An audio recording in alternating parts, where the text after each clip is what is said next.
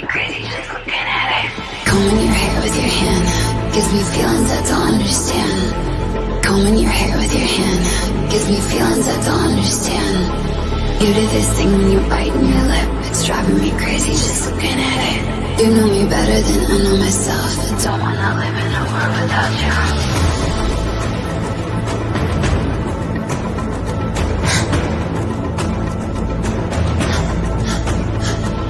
You do this thing when you're biting your lip. It's driving me crazy just looking at it.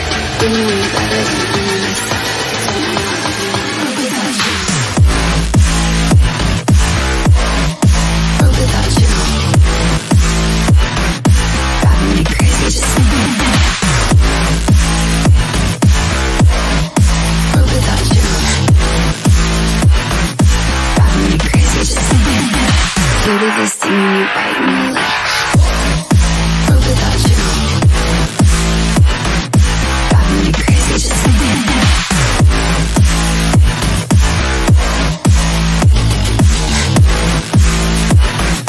Driving me crazy just looking at it.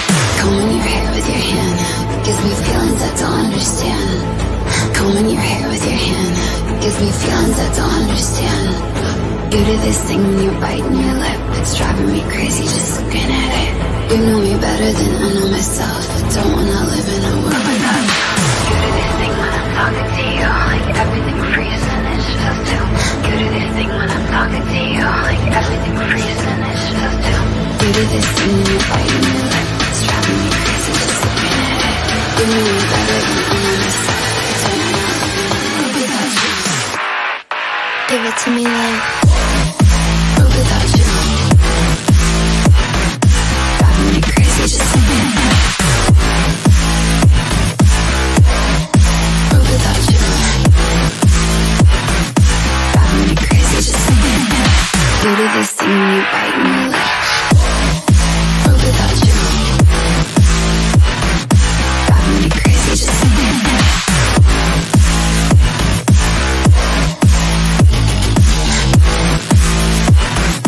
Driving me crazy just looking at it. You do this thing when you're biting your lip. It's driving me crazy just looking at it. You know me better than I know myself. I don't wanna live without you.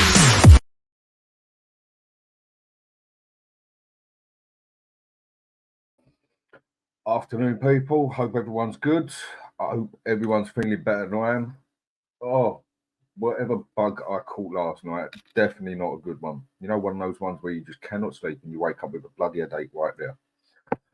Or maybe it's just something to do with me reading too much about it and talking too much about Spurs. You know what? Over the past week or so, I've tried to keep things positive about this place, yeah? I've tried. Seriously, I've tried. And then you start seeing some good things in the news. And you think, yeah, okay, we're getting rid of a few players. That's good. That is good. Then you start hearing a couple of names come up. You think, yeah, maybe this club's serious. Maybe it is. But we all know actions speak louder than words. And one thing we all know is that prick Daniel Levy is always going to be living in the background. But yeah, we try and take it serious. Some of us may be too negative. Some of us definitely same as negative, too positive.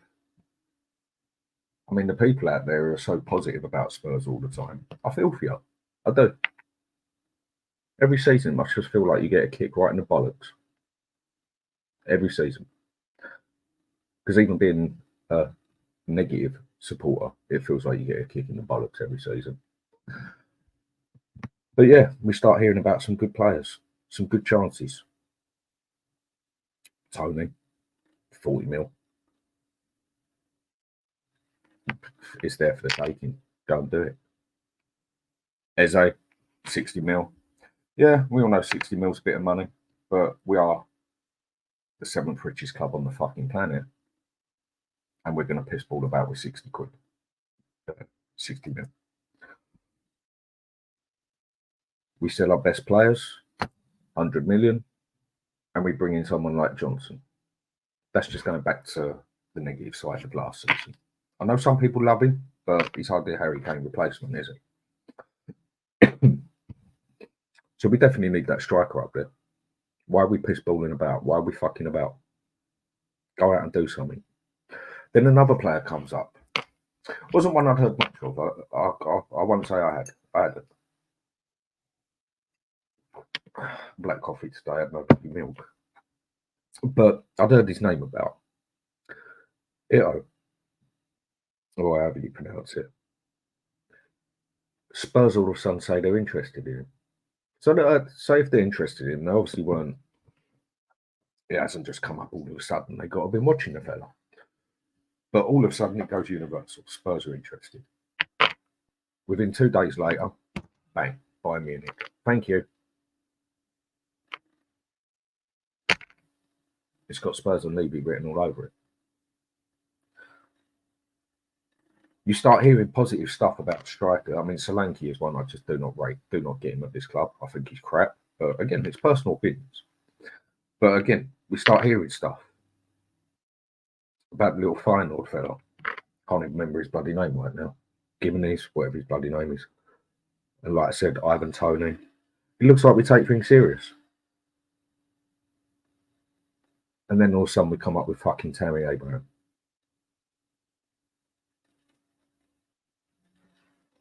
And then I see people all of a sudden bigging him up. I mean, yeah, all right. I mean, really, he's just another Timo Werner, isn't it? It's got another Timo Werner, Daniel Levy written all over it. It's starting to show one of two things for me, personally. It's either starting to show that our manager has not got a simple clue on what he's doing, or it's actually starting to show that Levy ain't gone nowhere. He's still in control. He's still saying what happens, and our manager's just going to do what he's told. Will he get to the point where he gets the sack in January, where we won't even get into 4th place if we buy players like this? Or will it just be that he has actually got a pair on him and he will just do it and just say, do you know what? I ain't doing this. I'm off. And he walks. Because if one of our biggest problems was that Ange kept saying was up front, and he goes and rebrings in Timo Werner, and then on top of that, we're going to get Tammy Abraham, who, by the way, has just got out, I think it was an 8-9 month injury. I mean, it was right at the end of the season.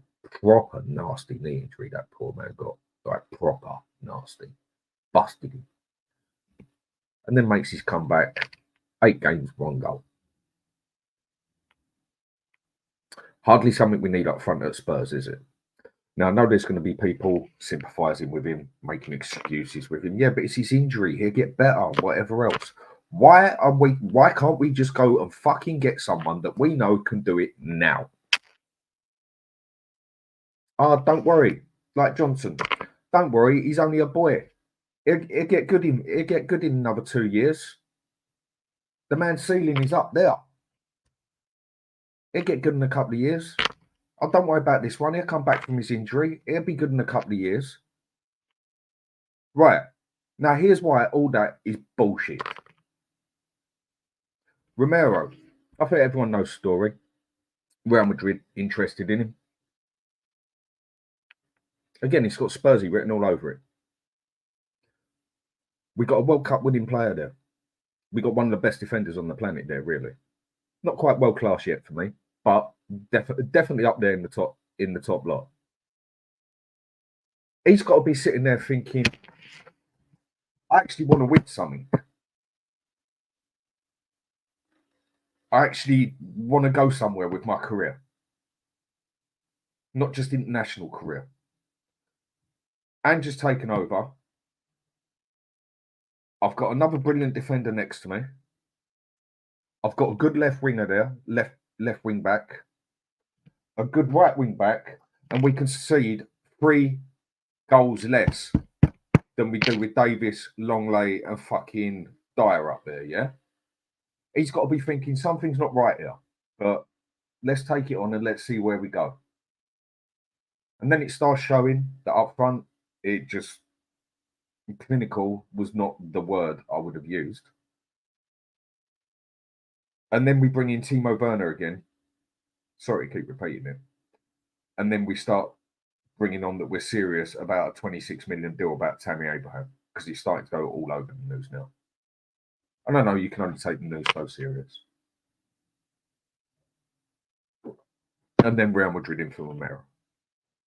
He's got to be sitting there thinking, how the fuck can I take this club serious that it wants to go somewhere when it is buying players like that? Now, people call me as negative as you want, yeah? But this works both sides.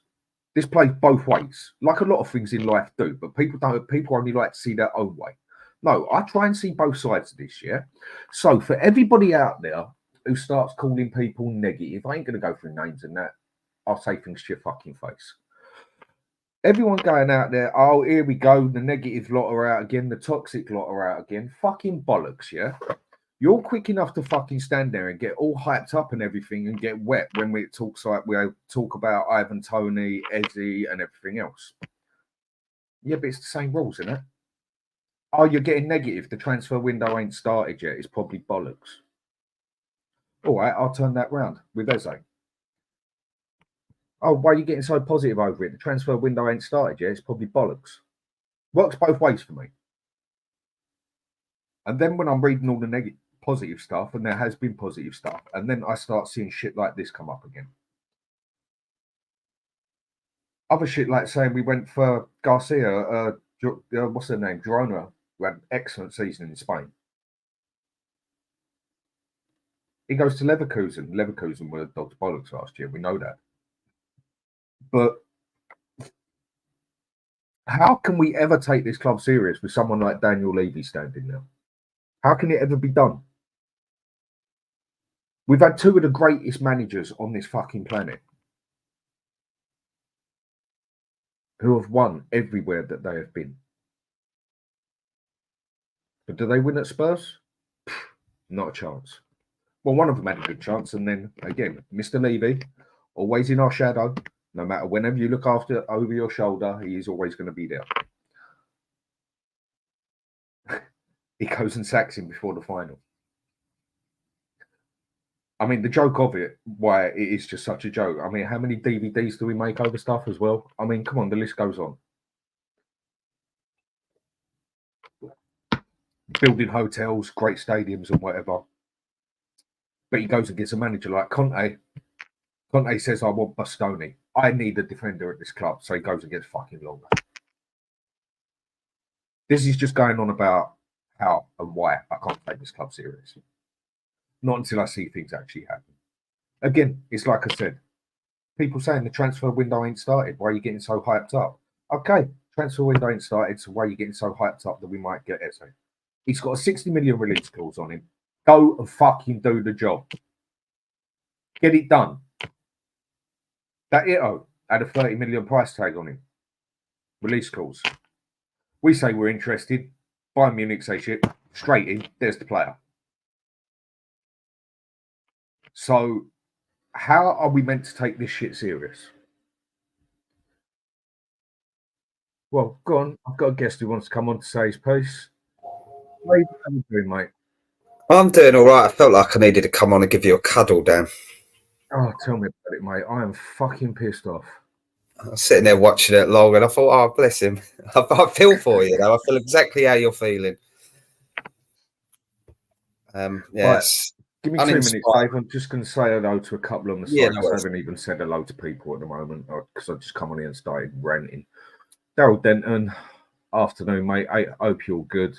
We are fur coat and no knickers. We talk a good game, and that is what Spurs do. Talk the talk, and they don't fucking walk the walk, do they? Eugin, hope you're doing well, mate. Just harmless potato. Hello, Dan and chat. Hope all's good for you too, mate. LTL Cockerel, Jose. Hope everything's cushy for you. Anthony Clark, AFC. You must be laughing at this all the way. Big up, Dan. Hope you're good. Hope you're good too. Adrian, hope everything's good for you. Ryan, afternoon, Dan and chat. Afternoon to you. Robert, hope you're having a good day, mate. Rich, big up, Dan and chat. Big up to you too. And Wayne, good afternoon, and everyone in the chat. Dave, obviously you've just appeared on here. Ben Foster, hello to you too. Sean Butler Army. Dan, hopefully you will have something positive to say today.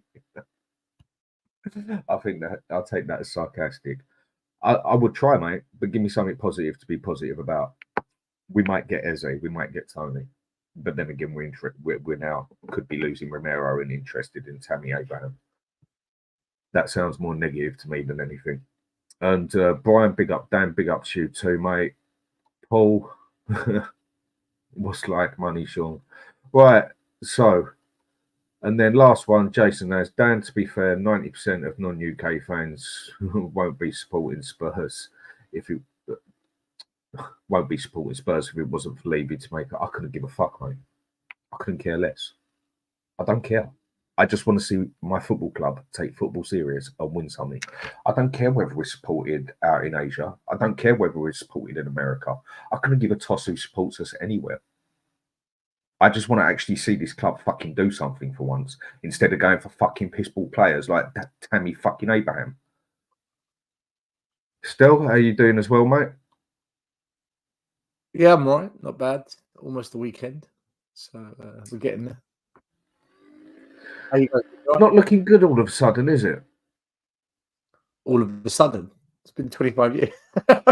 Oh, I know that. But 1 minute it almost looks slightly positive. Almost. And then bang. Straight in the bollocks again. Do you know 12 years ago today we signed Jan Vertonghen? Yeah. I think you just got to see what happens by the end of the window, really. Because the problem with Spurs is we're going to be 721 different players. And most of it's nonsense.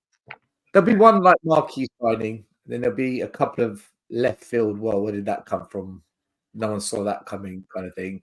And then you get like 3 or 4 just bang average. Everyone will hype it up type players. And then we'll see where we're at.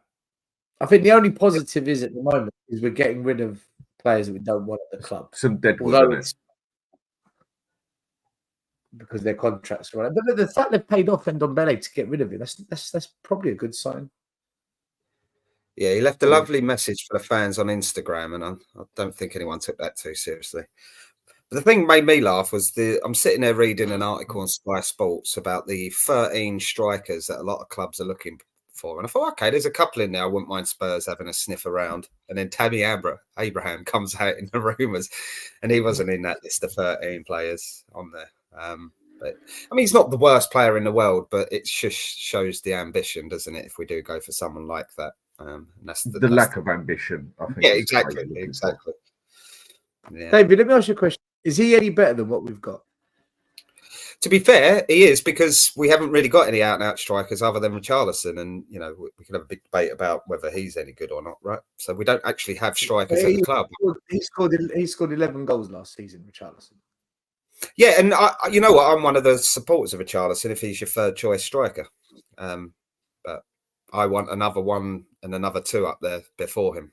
That's my ideal for the signings. I think we need 2 strikers, personally. And I'm struggling to see us get one big one at this moment. So getting 2 is a bit ambitious, isn't it? Just a bit. I mean, when Ivan Toney is sitting there for 40 mil, supposedly, yeah. I mean, I know a lot of people don't want him, whatever, but for me, he's the least biggest gamble. I mean, for me, he's the sort of one I would have thought Levy would look at, because he's only 40, 45 mil, but he's proven in the Premiership to do it now. Not like one of these younger ones that we're looking for. Yeah, I think because it's going to be a gamble. I think the frustrating thing for us Spurs fans is you're constantly seeing the rumours, they fit Spurs' profile, but in a young, up-and-coming striker. And I think we'll all agree we need a ready, proven-made striker. And I think Toney ticks that box. So I don't mind us getting a slightly younger profile striker, but we need that main man up there as well. And Ivan Toney, as you say, Dan, ticks those boxes. It is. And then Romero. Now, this is something I know I've spoke about for a while about it. And I know others have mentioned it, dare they do, and stuff like that, because I know it's something we've all been scared of. But again, this one's got Spursy written all over it.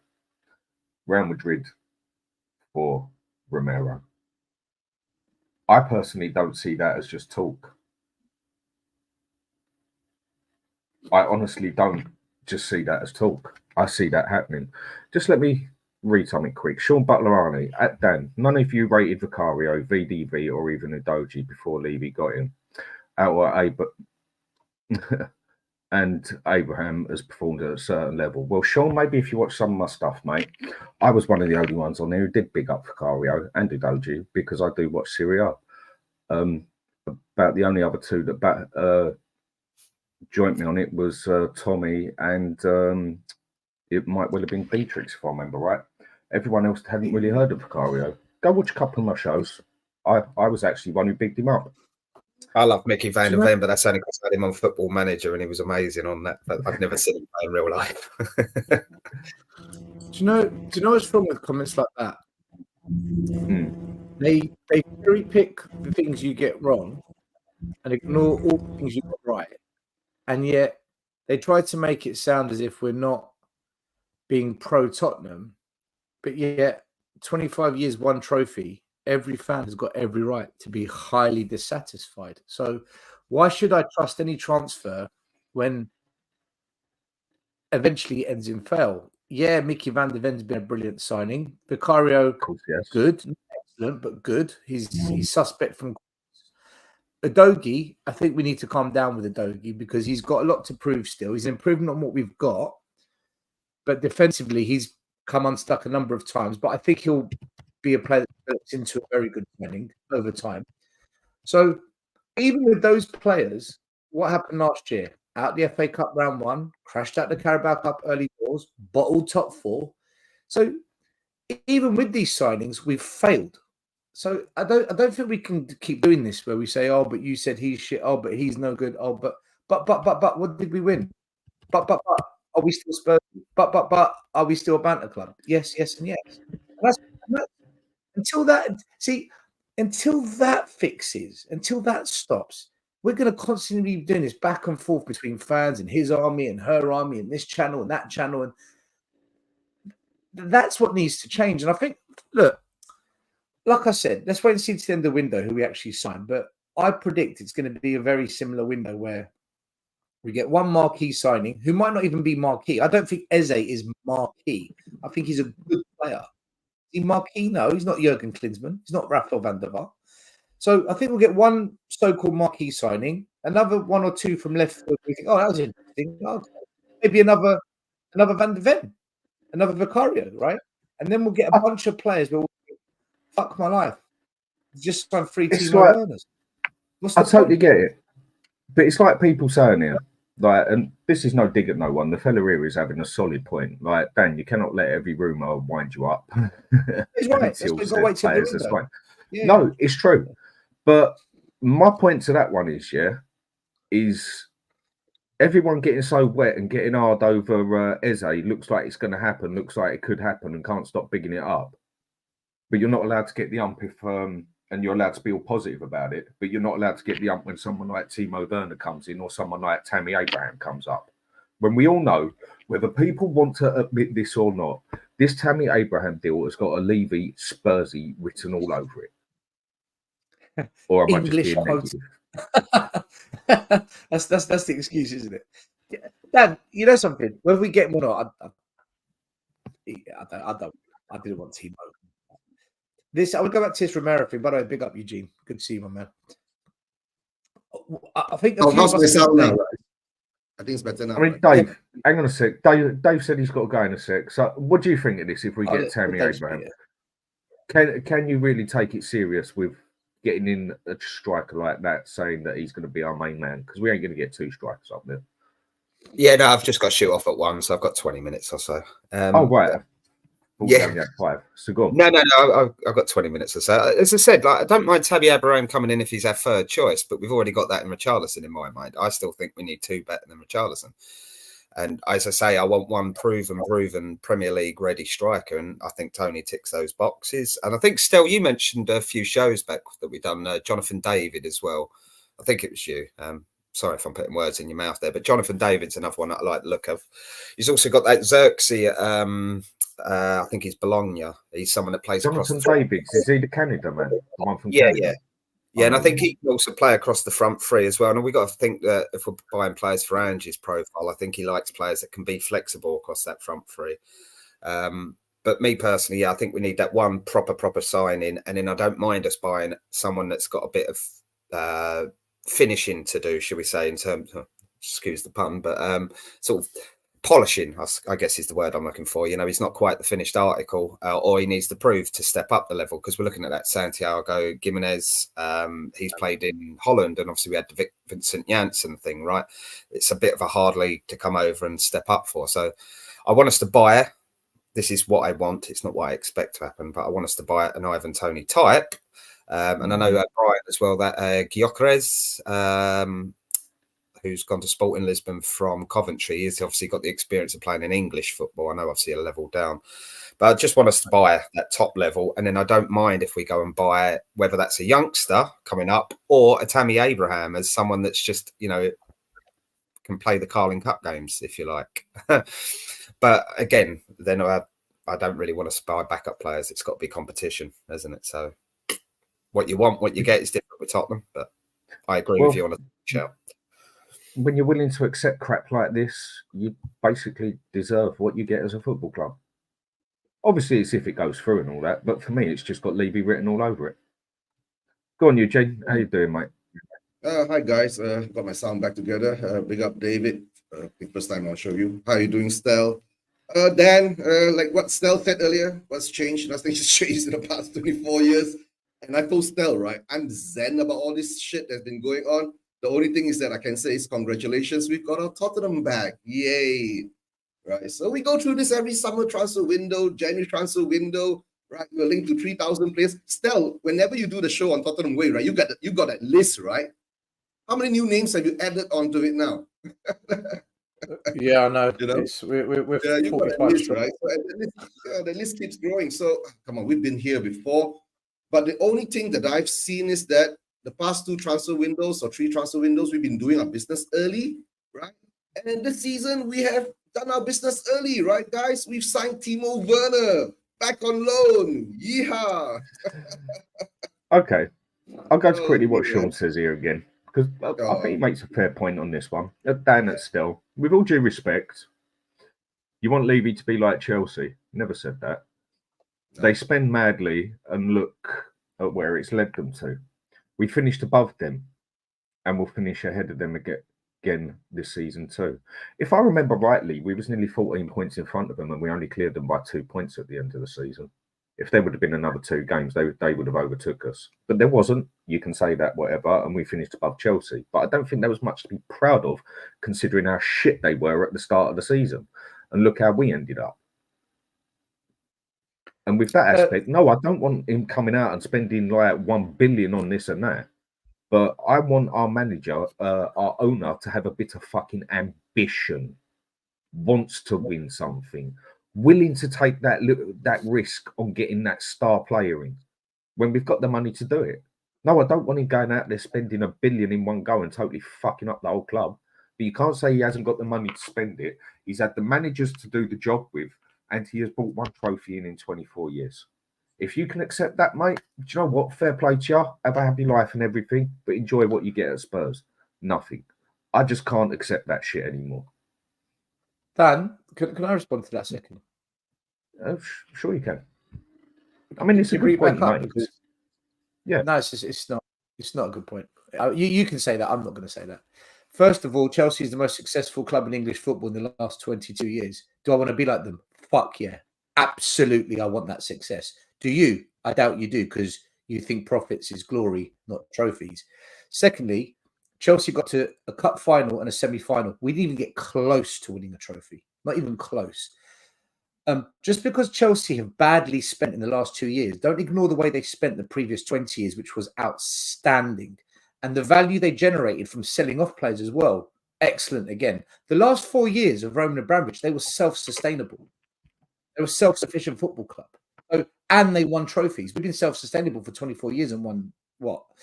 Then you want to talk about we will finish above them next season. Is that a trophy? Is that success? Is that how you deem success, finishing above Chelsea? Do they live rent-free in your head? I want to be like Liverpool and I want to be like Arsenal. Not nation state, not owned by oil, but well-run and trophies are lifted. Stan Kroenke's been in charge of Arsenal for 5-6 years, like outright owner, the majority owner, full control. And in that time, he's won an FA Cup and he's got them on the brink of winning a league title, and they drop £100 million on top class players. He's done that in 5 years. Daniel Levy's had decades. So by all means, keep looking at everything that we're not doing from the negative and ignore all the positives out there, because you can't handle the fact that we have such a strong argument now. And this is what happens. I think what you should do, Sean, is debate me whenever you're ready. Can I add to that? Can I add to that? Right. I don't give a shit what we spend or don't spend. Right. I just want to win things. Simple as that. It doesn't matter how much we spend. We are not financiers. We are football fans. I don't understand why all of a sudden nowadays, right, we have to calculate how many pennies can we save before we can buy this player, how many balls that we have to rub before we can get somebody. Just go out and do the fucking job, right? Have a good recruitment plan. Get good recruitment people to do the good recruitment. We've been spending money ourselves, but we've been buying shit, right? Can I ask everyone here? I want to ask you and everyone here. So I don't interrupt you, but I just need to say this, right? I want you to answer first because you were talking. I don't want to steal your thunder, but why do you guys feel that Spurs recruitment is so shambolic? Like, we've changed academy directors, we've changed football directors, we've changed recruitment officers. We've just now replaced the head of recruitment in the academy. Another change, right? We keep changing. Why do you feel that Spurs can't just go out and say, right, we've just signed 5 Van der Vens or 5 Adogis, or, we can just, that was a really good bit of business. That was a really good window. We can't really, one didn't turn out too good, but out of the 6 you signed, 5 of them, well done, Tom. Well done. Why can we never do that as a club? What do you think the issue is there? Because Eugene's right. We are spending money. We are. Yeah, we are spending money. Okay, the part is like, I've spoken to Stel about this before because he's a coach. He gave me 5 points, right, to recruit players and all that, right? But then when I asked him, I'm sorry, David, sorry, he's a coach as well, right? Stel gave me 5 points. We did the show a month ago back. But I asked Stel one very question. Who does that psychological profile, understanding the player, right? We need someone like a good HR person, right, that goes out and hunt down that good worker. You understand? Who has loyalty, who has that mental strength. But we don't do that. We buy a bunch of shit. And what that Stel says, I know why we buy, right, 8-9 players at one time, because we are hedging.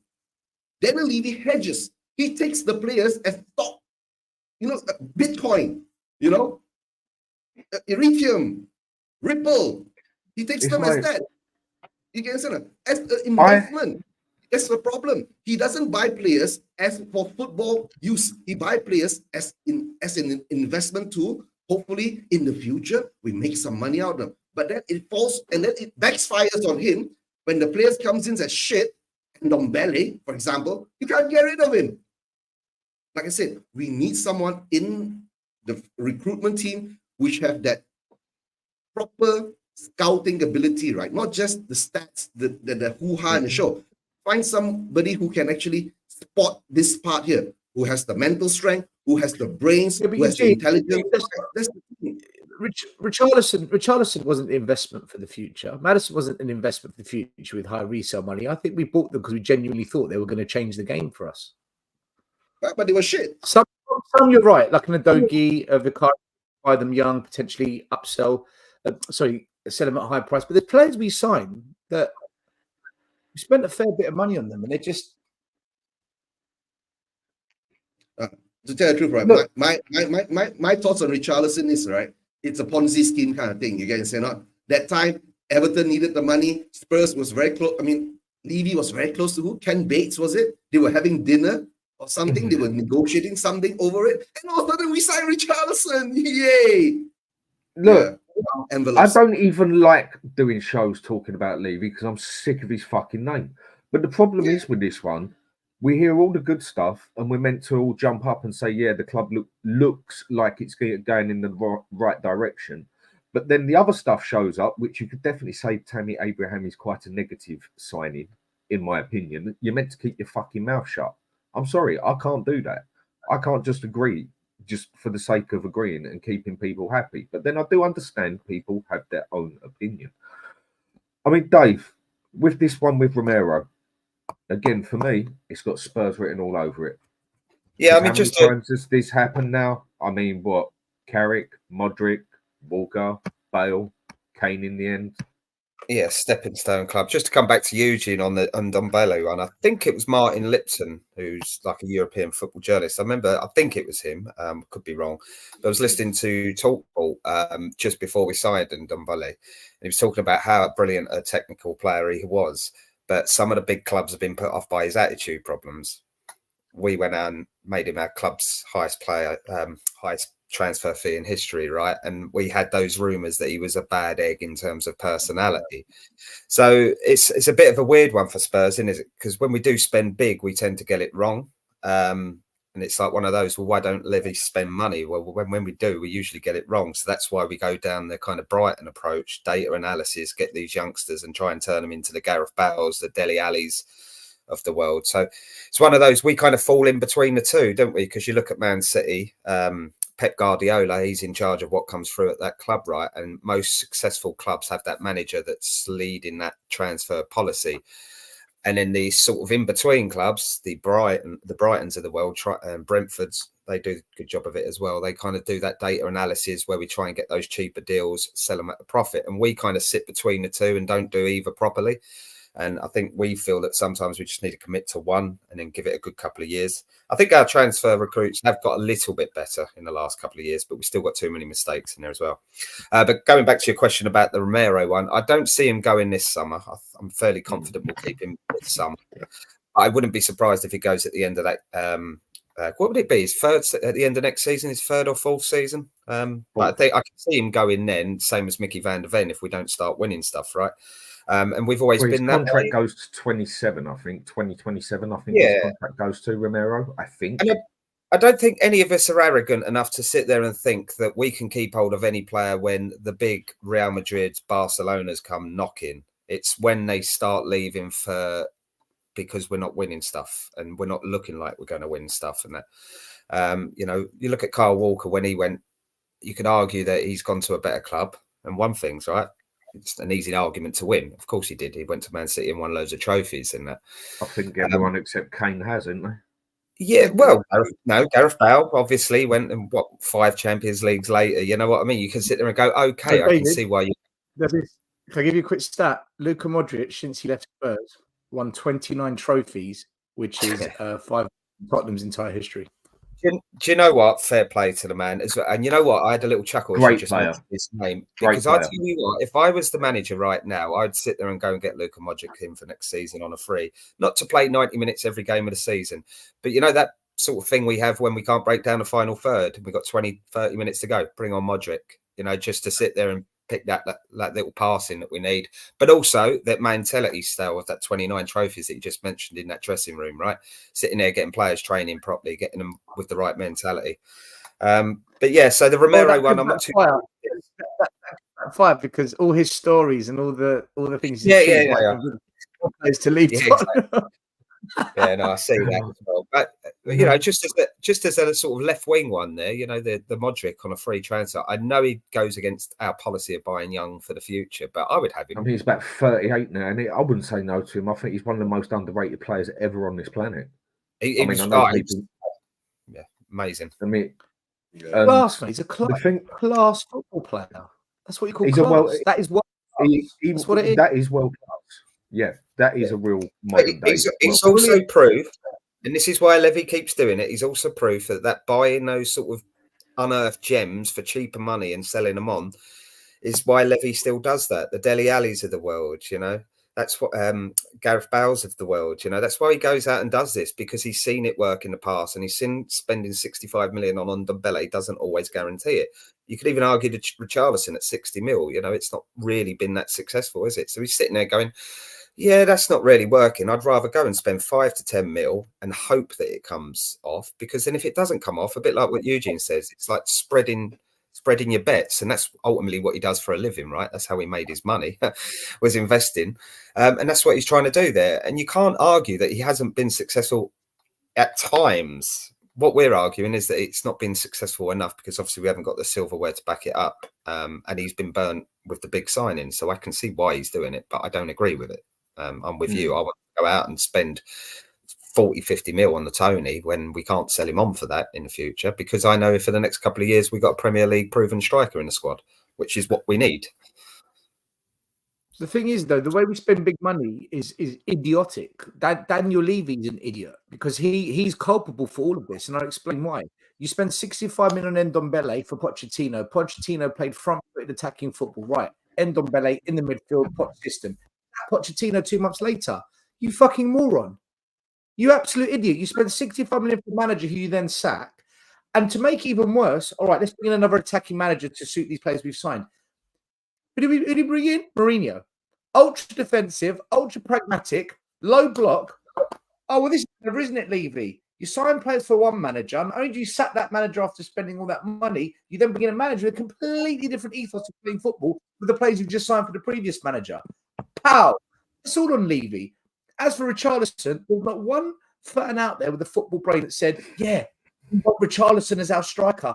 Please sign Richarlison for Tottenham Hotspur. From Klinsmann, Sheringham, Berbatov, Defoe, Kane, Son. Please sign Richarlison.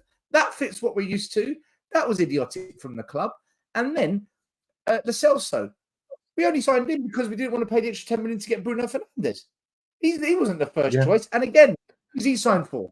Pochettino. What did we do? Sat Pochettino. This is all leading back to, I can link it all to the chairman. His decisions directly impact the first team. The first team tries to do one thing, then leaves it. You can't deny what I'm saying here. Even Davinson Sanchez, who the fuck is he? 42 million. Mourinho said when he came to Spurs, when Man United beat them in the cup final, I was the manager of Man United, me, Mourinho. We targeted Sanchez because he was the weak link. Tottenham come along. Yeah, we'll have him. 42 million. Come on. It's ridiculous. It's absolutely ridiculous. Mate, and then our fans have tried. Excuse. Look how badly we are at signing players, Dan. Look how badly we are at spending big money. No. Look at what the chairman does that impacts these signings. Look at that.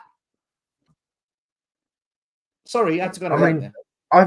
That's fine. I've tried so hard to be positive on shows. I really have, even down to the point where I think we can sign Eze and we can sign Tony, and okay, other ones there's a possibility not. But then when I see ones like Tammy Abraham come up and I look at history now, yeah, people say history's in the past. What does it fucking matter? Well, history is basically part of a CV. If I'm employing someone, I want your history. I want your CV. If I'm looking at a football club, I'm looking at what they're doing now, but then to see how big they've also been in history, whatever, and that history does come into things. And if we want to go by fact and history, Romero going Real Madrid and Tammy Abraham coming Spurs, another Chelsea fucking throwback, by the way, it's got history written all over it. How can I take things fucking serious here when all of a sudden it just goes from one side to another side? But the stuff I seem to believe more is the negative side, because it's all I've seen for 24 years. Oh, a great moment here or there. I mean, what I can honestly see happening with Romero, yeah? We might not lose in this season. You might be right, Dave. No. If Real Madrid are serious about this, he's gone. I'll give you my reason why. He's not as much of a pussy as Harry Kane is. Now, don't get me wrong. Harry Kane, great man. But at the end of the day, he's a pussy. He should never have stepped foot on that Spurs ground again when Man City offered him. He'd already given the best part of his career to Spurs. I would never have held nothing against Kane. He was too much of a pussy to make the deal go through. That was what Harry Kane was. And Daniel Levy knew it. Now, if Romero is anything to go by, like you see him on the pitch, like you see him play international, like you see him play everything else, he's going to sit there and think, Tammy Abraham, okay. Brendan Johnson, okay. Timo Werner, yeah, great. Eze, goodbye, if we get him. He's going to sit there and think, this club ain't ever done nothing, it ain't going to fucking do anything. I want to win something. And then Levy says no to it. He's going to go up to Levy's room, knock on that door and say, oi, you prick, I'm off. I ain't ever stepping foot on this pitch again for Spurs. I ain't ever playing again for Spurs. So Levy turned around and say to him, well, you're not having your money. He turns around and says, why do I give a fuck? I'm a million anywhere, you dickhead. If you don't sell me now, my price will just go down and down and down and down. And because he won't step foot on the pitch, people will look at him and say, well, look at his attitude. You want 80 million, 70 million, 60 million. He's got the bottle to do that. That is how he comes across. I don't know, maybe he's as soft as a fairy off the pitch, but I don't think so. The only reason it didn't happen like that with Harry Kane is because he didn't have the bare bollocks to go and do it himself. Romero looks like he has. And that is why I can see him gone. Romero wasn't happy with Conte, right? He didn't turn up. Simple as that. Right. But yeah, there is there's a little extra thing with Romero. I think his wife's just giving birth, or she's pregnant again, and he's got a young baby. I think they've just had twins. Yeah, and that's the only reason I think we'll still get another year out of him. I totally agree with everything you just said there, Danny. If he wants to leave, he's one of those players that will start ruining training sessions and things like that, which is what players have to do to get out of clubs. But I just think he's personally happy at the moment to stay another year with us, or at least in London. Not necessarily Tottenham directly, but he happens to be at Tottenham and therefore he's playing for us next season. But yeah, the Real Madrid one, I can see that happening. I do like Stel's comment. Did we say that about Harry Kane, though? He down tools under Nino. Oh, Kane's not going to leave. He's having a new baby and he down tools. It's like, yeah, he just didn't do it properly enough, I don't think. He weren't that disruptful enough. The thing with Merrick, well, he's Latino. Going to Spain suits his culture, it suits the language. It's and also it's Real Madrid. Real Madrid, come on, who doesn't want to go to Real Madrid, right? Right. But remember, then when we were doing a show earlier, we were already saying, I was telling you, right, Romero is bye-bye, right? But just when is the time? So the only thing is that unless next season, right, we go on a blinder and win a cup or two, right, and show that we are showing ambition, then maybe we will get something out of it. If not, we'll be still stuck at this place. Simple as that. I mean, on a serious basis, what do we actually have to offer Romero? What do we actually have to offer someone like that? I mean, the other thing I said as well, we go out getting fucking Timo Werners and keep getting Tammy Abrahams and keep going for these players that are not going to get us something now, which we are desperate for. Van der Ven will be gone in 2 years. He's got Bayern Munich written all over him the way he plays. He's got it written all over him. I know someone's going to say, yeah, but Bayern Munich didn't win it this year. Yeah, they just won it the 11 years before that. Trust me, Bayern Munich will come back with a fucking punch next season. Doji, another one. If he gets that bit better as he gets older, is he going to hang about for another 5-6 years for Spurs to possibly get it in target? I mean, how can anyone take... Yeah, Dan, as well, Ed M's comments as well, he's made a good point I did think of, but it weren't my turn to speak. But also the Real Madrid Romero one, because of the signings, they've got them Mbappe and they want to get Alphonso Davies as well. But Ed M's made that comment, so I don't want to nick his thunder. That's a good point. Yeah, but yeah, exactly. The finances, I know obviously they've got limitless money because they are also technically a state-owned club, right? Their name's Royal Madrid, you know. But even they are what makes Spain. They are part of what makes Spain survive. Basically. Yeah, they've got government funding. That's why they've got rid of all their taxes, shall we say, hidden amongst the years. Be careful what I say. I don't want the Spanish law coming down on me there, but yeah, they've been able to be creative with their finances, shall we say. But even though they can't stretch to Romero this summer, I don't think, with Mbappe and potentially Alphonso Davies. I mean, but then you never know, right? You can't put nothing past a club like that. That's just it. The issue you've got is with Romero. I've said this in the past. You know when you're a good football player, who the good players are on your team, who the ones that aren't quite at it, right? You know. When you're good, you know. And Kane knew that for years. He just stayed loyal. Son is 1 in a million. He's like a Gerrard. He's just ultra no one ever... Yeah, but no one ever went for Son. No one ever really went for him. I think he's made it very clear that he's not leaving as well, though. I think that's something that puts a lot of clubs off. And and you know what? Who the fuck wants to deal with Daniel Levy anyway, right? But I think because of his background, discipline, loyalty, I think he's a very, very rare breed of player. Anyone else with his talent would have left ages ago. Because if you look at all the other players that have left us, he's like a Gerrard, isn't he? Yeah, I think with Gerrard though, because he was like Harry Kane, wasn't he? One of their own. Plus, he won stuff at Liverpool. It meant something to him. He was like their Kane. Son is different. It's a cultural son. It's part of the way he's been raised. But you look at any other player, they'll be gone. Like the reason Kyle Walker left is because he knew this isn't good enough. Because he knew he was good. Same reason Modric left, Berbatov, Carrick, they all do the same. So you're right. Van de Ven, Romero, all these players, they'll be looking around thinking, I know I'm good. I know I'm good. I don't need to be told. I know I'm good. And when you look around and you don't see that same level, and each year it costs you, you've got no emotional attachment to Spurs. Spurs mean fuck all to you. It's like, you know what? You're a stepping stone. You go on the trophies with me, brilliant. I'll stay. But if you're not going to do that, because you're not going to sign those players that match my level, then you're a stepping stone. I don't need this. There's better out there for me. I know it. And they know it. Their agents know it. The annoying thing about the Kyle Walker one.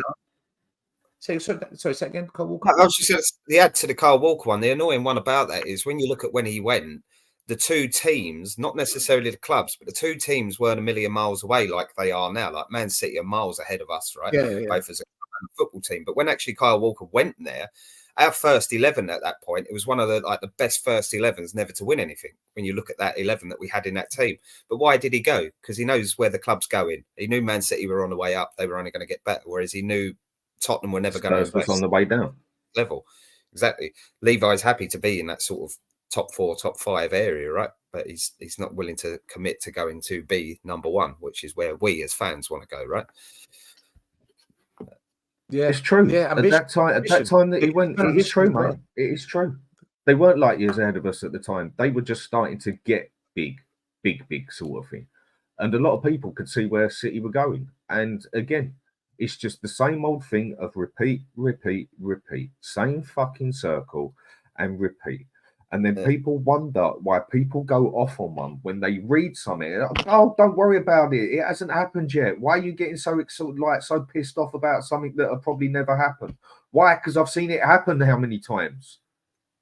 Yeah, and I've tried to be positive. If you're just sitting there treading water, then around you've got the Newcastles of the world getting investment. They're going to be gradually overtaking us if they've not already done it. You could argue they had, right? Because they got Champions League more recently than we have, although we finished above them in the league last year.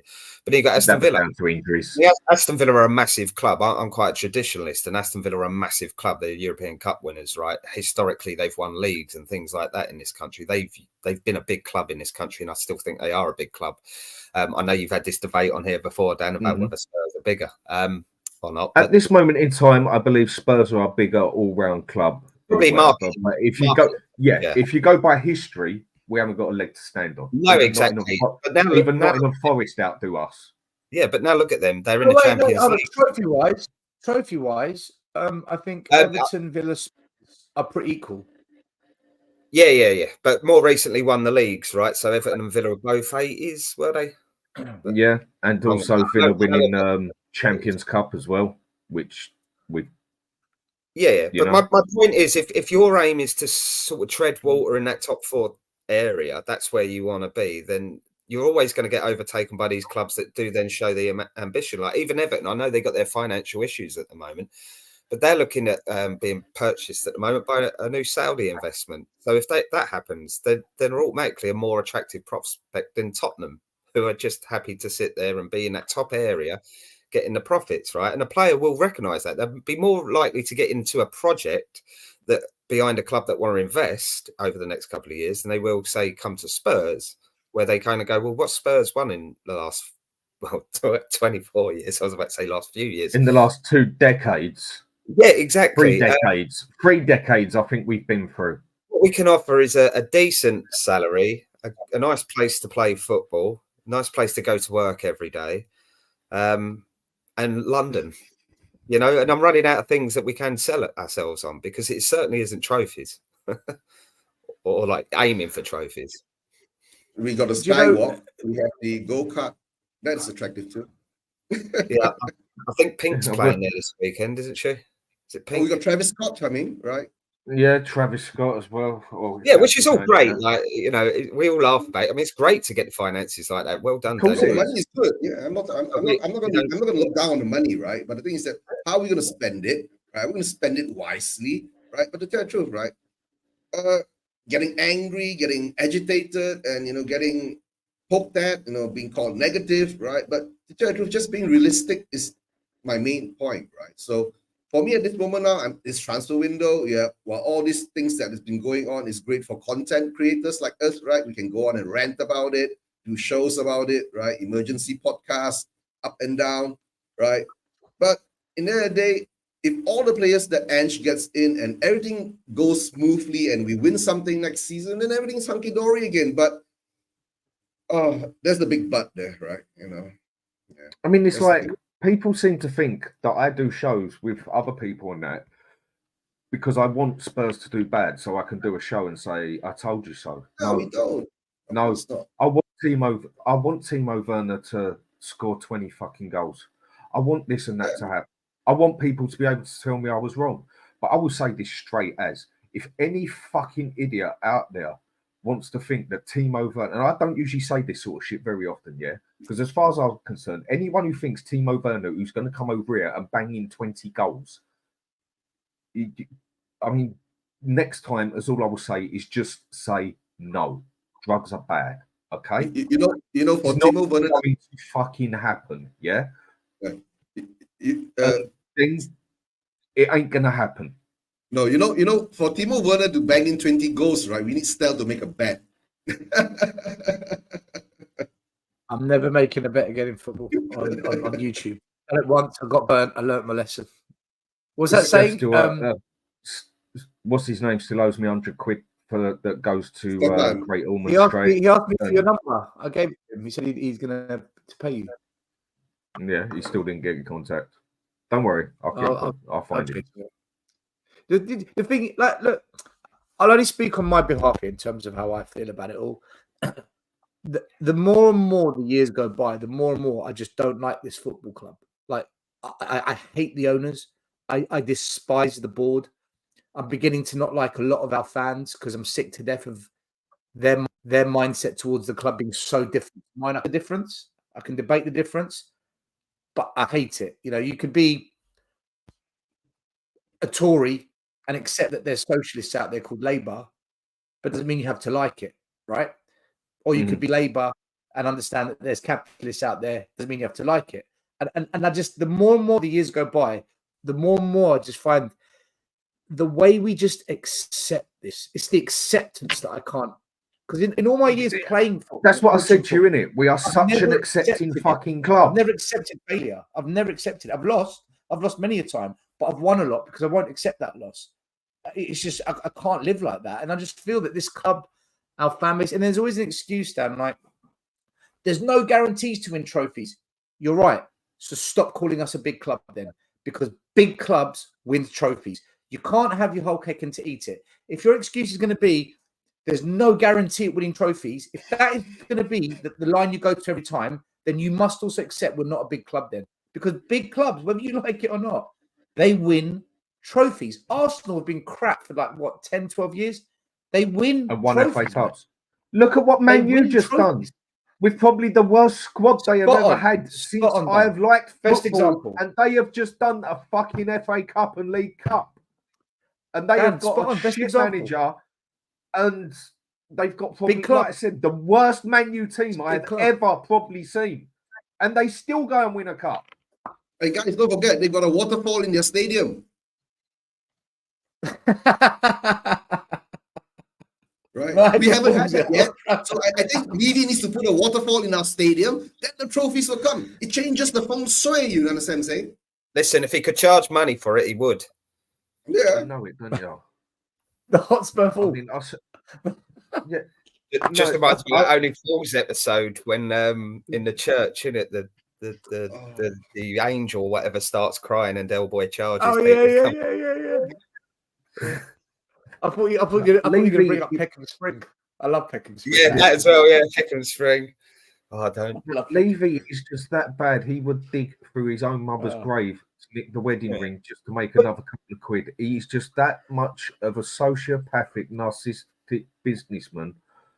He don't give a fuck about the football. Yeah. When are people going to wake up and see it? But no, we are that accepting that no, Brennan Johnson can come good. No. Tammy Abraham, yeah, he done wicked 5 years ago. He probably ain't even going to run again the same way after he busted his knee the way he did. But no, don't worry, he might get good again.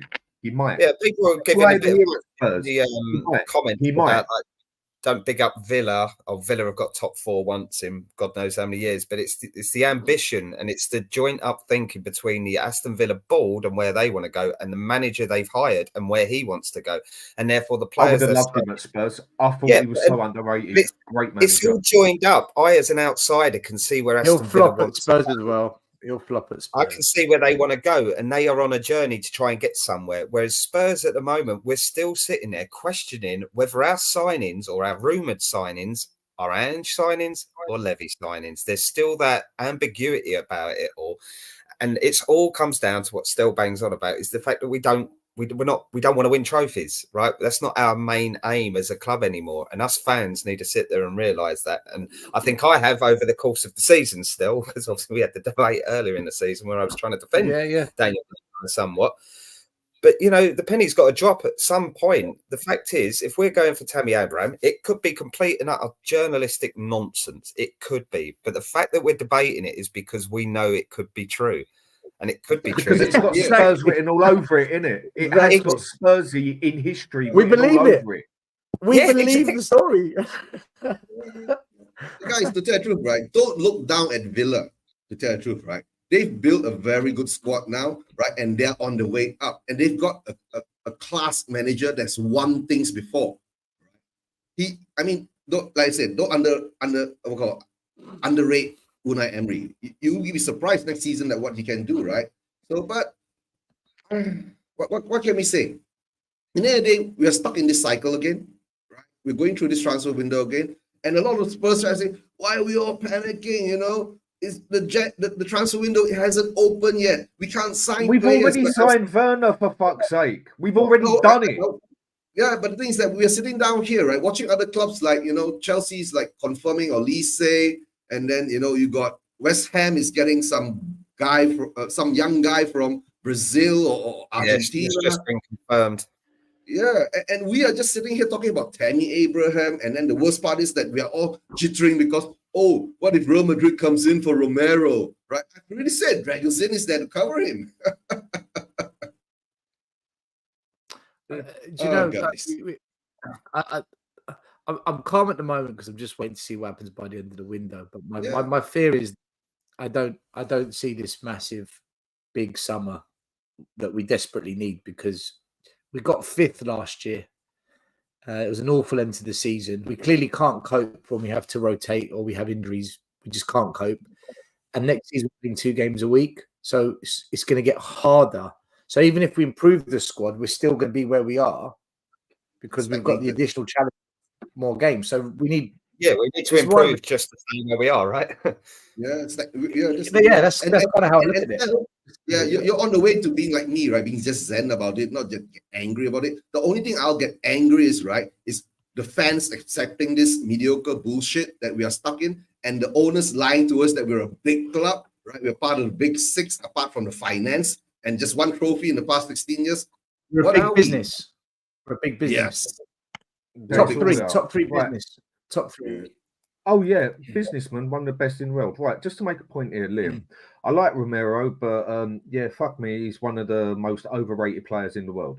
Spurs fans say he's the best in the world. He's not even the best at Spurs. Right, opinionated, I'll give you that, yeah. And personally, I do think he gets bigged up a bit much at times. But to me, he is not world class, but he is the best defender at Spurs. The difference with it is we would actually miss Van der Ven more than we would miss Romero, even though Romero is the better overall player. The reason we miss Van der Ven is because Ange is so one-minded that without Van der Ven, we would be screwed because he's had to come back and cover so many times where we're so high pushed up. We would actually, I think, miss Van der Ven more. But Romero, he's a World Cup winner, mate. He can control the ball. He gets stuck in. He's even got an all right pass on him. He's got a good head. He is a much better overall player than Van der Ven. Oh shit! Don't get me wrong. Van der Ven can run the 100 meters quicker than Kyle Walker. I'm over the moon. Van der Ven's been brilliant, but he's not better than Romero. Are we going to get trophy? I want to add his opinion. I want to add some context to this. Right, Liam. Okay. I don't know if you've looked at this, but I have looked at it because I do a show I used to. It's not now because the season's over. Every Thursday with Arsenal fans, we used to go at each other, and we had this argument: who's better, Gabriel, Saliba, Romero, Van der Ven? It was a big argument. So what we did was we put all the data for the season, and we looked at headers 1, ground duels 1, tackles 1 where you don't go to ground, progressive forward passes, dribbling the ball out from the back, where they headed the ball, how many free kicks given away, all the metrics that you'd look at for a modern day centre half. Do you know who came top? Gabriel. Do you know who came second? Romero. And the Ven came bottom. Now, in the system we play, Van der Ven looks like the best player at Spurs because of the system we play. We expose the defence so much, and like Dan said, he does 100 metres in 2 seconds. He constantly saves us, so he looks mustard. But as an actual ball-playing centre-half, Romero, second best centre-back between Arsenal and Tottenham. Arsenal came second. So I get he does shit that pisses people off, and I get at times you think, oh, he's overhyped. But when you actually look at him and the data that backs him, he's a very, very, very good centre back. He's a very good centre back. Is he world class? I just wouldn't say he's quite world class. No, he's not world class. He's not. But then, what do you call world class these days? People tell me that Saka's world class, for God's sake. Very good player, but not world class for me. You know, the world class is just used way too easy now. Like I've said before and done on shows, go back to 95, 2000, 9 out of 10 players wouldn't even kiss the other one's boots back then. But that's where world class is Maldini, Nesta of the world, right? That's that level of defender. Yeah. He's not world class, but he's up there. The bracket below Romero is there, and the data backs it. I think do you know what it is? It's one of those. Take Romero out of Tottenham, put him at City, put him at Real Madrid. Everyone's going to be waxing lyrical. That's what's going to happen. It's because he's at Spurs. Yeah, he's good enough to play for a world-class team, even though he's not world-class himself. Yeah, and that'd probably take him up a level as well. Perfectly said. I mean, it's like, Liam, mate, we're all allowed our opinion. That's all we've done is give you an opinion, basically, and still put some facts down. I think he gets overrated at times as well when people say he's world-class and best defender on the planet. I've heard Spurs to be fair to you, Dan, you have never once called him world-class, and I know that. You've always had that, but he's like a really good defender, but he's not world-class. And I'll defend you on that. You've always had that stance on him. He is an excellent player, but just... maybe this is just where I'm getting too old for football these days or something. Yeah, what I call world class and what other people seem to call world class are just two total different things. I don't even think there's many world class players on the fucking planet at the moment. And I won't get you started on Sonny. Let's not do this. We don't have a proper CDM, right? We don't have a proper CDM at the club, but yet when we had Porro, Van der Ven, Romero, Vicario, Dogi starting. We were actually defensively solid. If you look at all the games we played when those 5 started, I think we lost 1 or 2 games max all season with them. So clearly, when he's amongst players of a level, he's very good. Suddenly, if you put Ben Davies, Chicken Royale, I think any top player struggles. You know, look at Arsenal last season. Saliba got injured. Gabriel went to shit. They collapsed the year before. So I think good players, they can't just carry a team. They can raise their levels to a point, but they can't carry a team. You need, because it's 11-a-side football. It was 5-a-side. 5-a-side football, they can do it, but 11-a-side, I think. Yeah. And I don't normally... How good was he? We never got top 4 with him. Not once we got top 4 with Gareth Bale. So even he couldn't get us there on his own. Yeah, I think Jamie Carragher, I mean, I don't like normally sticking up for him or backing him up, but I think he made a very good point on his overlap show the other day about a world-class centre-back. It was the one with Vieira that was on. What makes a world-class centre-back is one that makes the defenders around him better defenders as well. And I don't think Romero would be that world-class because, as you just said there, when he played with those lesser players, he didn't look amazing himself, right? And I think that's the ultimate judge of a world-class centre-back. You look at Van Dijk, he dragged the quality of defending up around the defenders around him up that level, and that's why he is considered world-class. And I don't think Romero's quite at that level. But I think he's as close to world-class without being world-class. I think he's right at that level. He's on the borderline for me, basically, yeah. If he can get his temperament a bit better and also step up that extra one gear, you can say he's there. Yeah, and he's still got a few more years of growth. As a defender, obviously, you develop that little. How old actually is he? What? 27? 26? 24, 25. Right, I thought he was a bit older. I don't think he was about 26. 26. Mate, quick Google. Guys, he doesn't coach. You're talking about Romero, right? And doesn't coach defending. He's not going to be world class at Spurs. Hold on. You're talking about Romero, right? Yeah.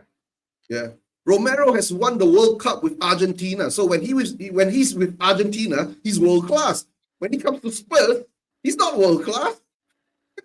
Simple as that. No, he looked very good in Argentina's defence because Argentina have always had a poor defence. Yeah, you understand. Nine times out of 10, it was always their defence that actually let them down, Argentina, when the rest of their squad was the bollocks. That's what kept them and Brazil apart, basically. It was always their defence that let them down. And to tell the truth, right, if he's part of a World Cup winning team, right, and a regular part of it, he can be considered world class. That's how I see it. Right? But when you bring him back to Spurs, do you honestly think he's world class, Eugene? Do you really think that? For me, if you win the World Cup, you deserve it to be in that. But what? And that's only 7 games, though. It's only 7 games. You got 7 games and you win the World Cup. Whereas if you win a Champions League, you've got to play something like 12, 14 games. You win a league title, 38 games. Isn't it better to judge a player? But still, he's at Spurs. If you put him at Real Madrid, would you be calling him world class if they win everything? Yeah, I would. Yeah. Yeah. So we can't say Romero is not world class because he's at Spurs. Because what Spurs do? Nothing. We won't win shit. No, but what I'm saying is, if you play for your country, you can win 6, 7 games in a tournament, and you've won the tournament. Whereas when you play for your club, especially in Europe, you've got to play the best across Europe over 12 games, and also, it's a better judge. You're judging someone over the course of a year as opposed to a 1-month period in a season. So yes, but still, I come back to you. You understand what I'm saying? I come back to you again. He's at Spurs. If you put him in an M City team, you put him into a Real Madrid team, right? Yeah. Would he be world class? That's my question. But you put him at Spurs and you surround him with shit. We think he would, but until he goes there, that's going to be That's when we know. Harry Kane, he's broken the record there. Shit. So as a striker, he's still shit. He still hasn't won anything. Is that on him?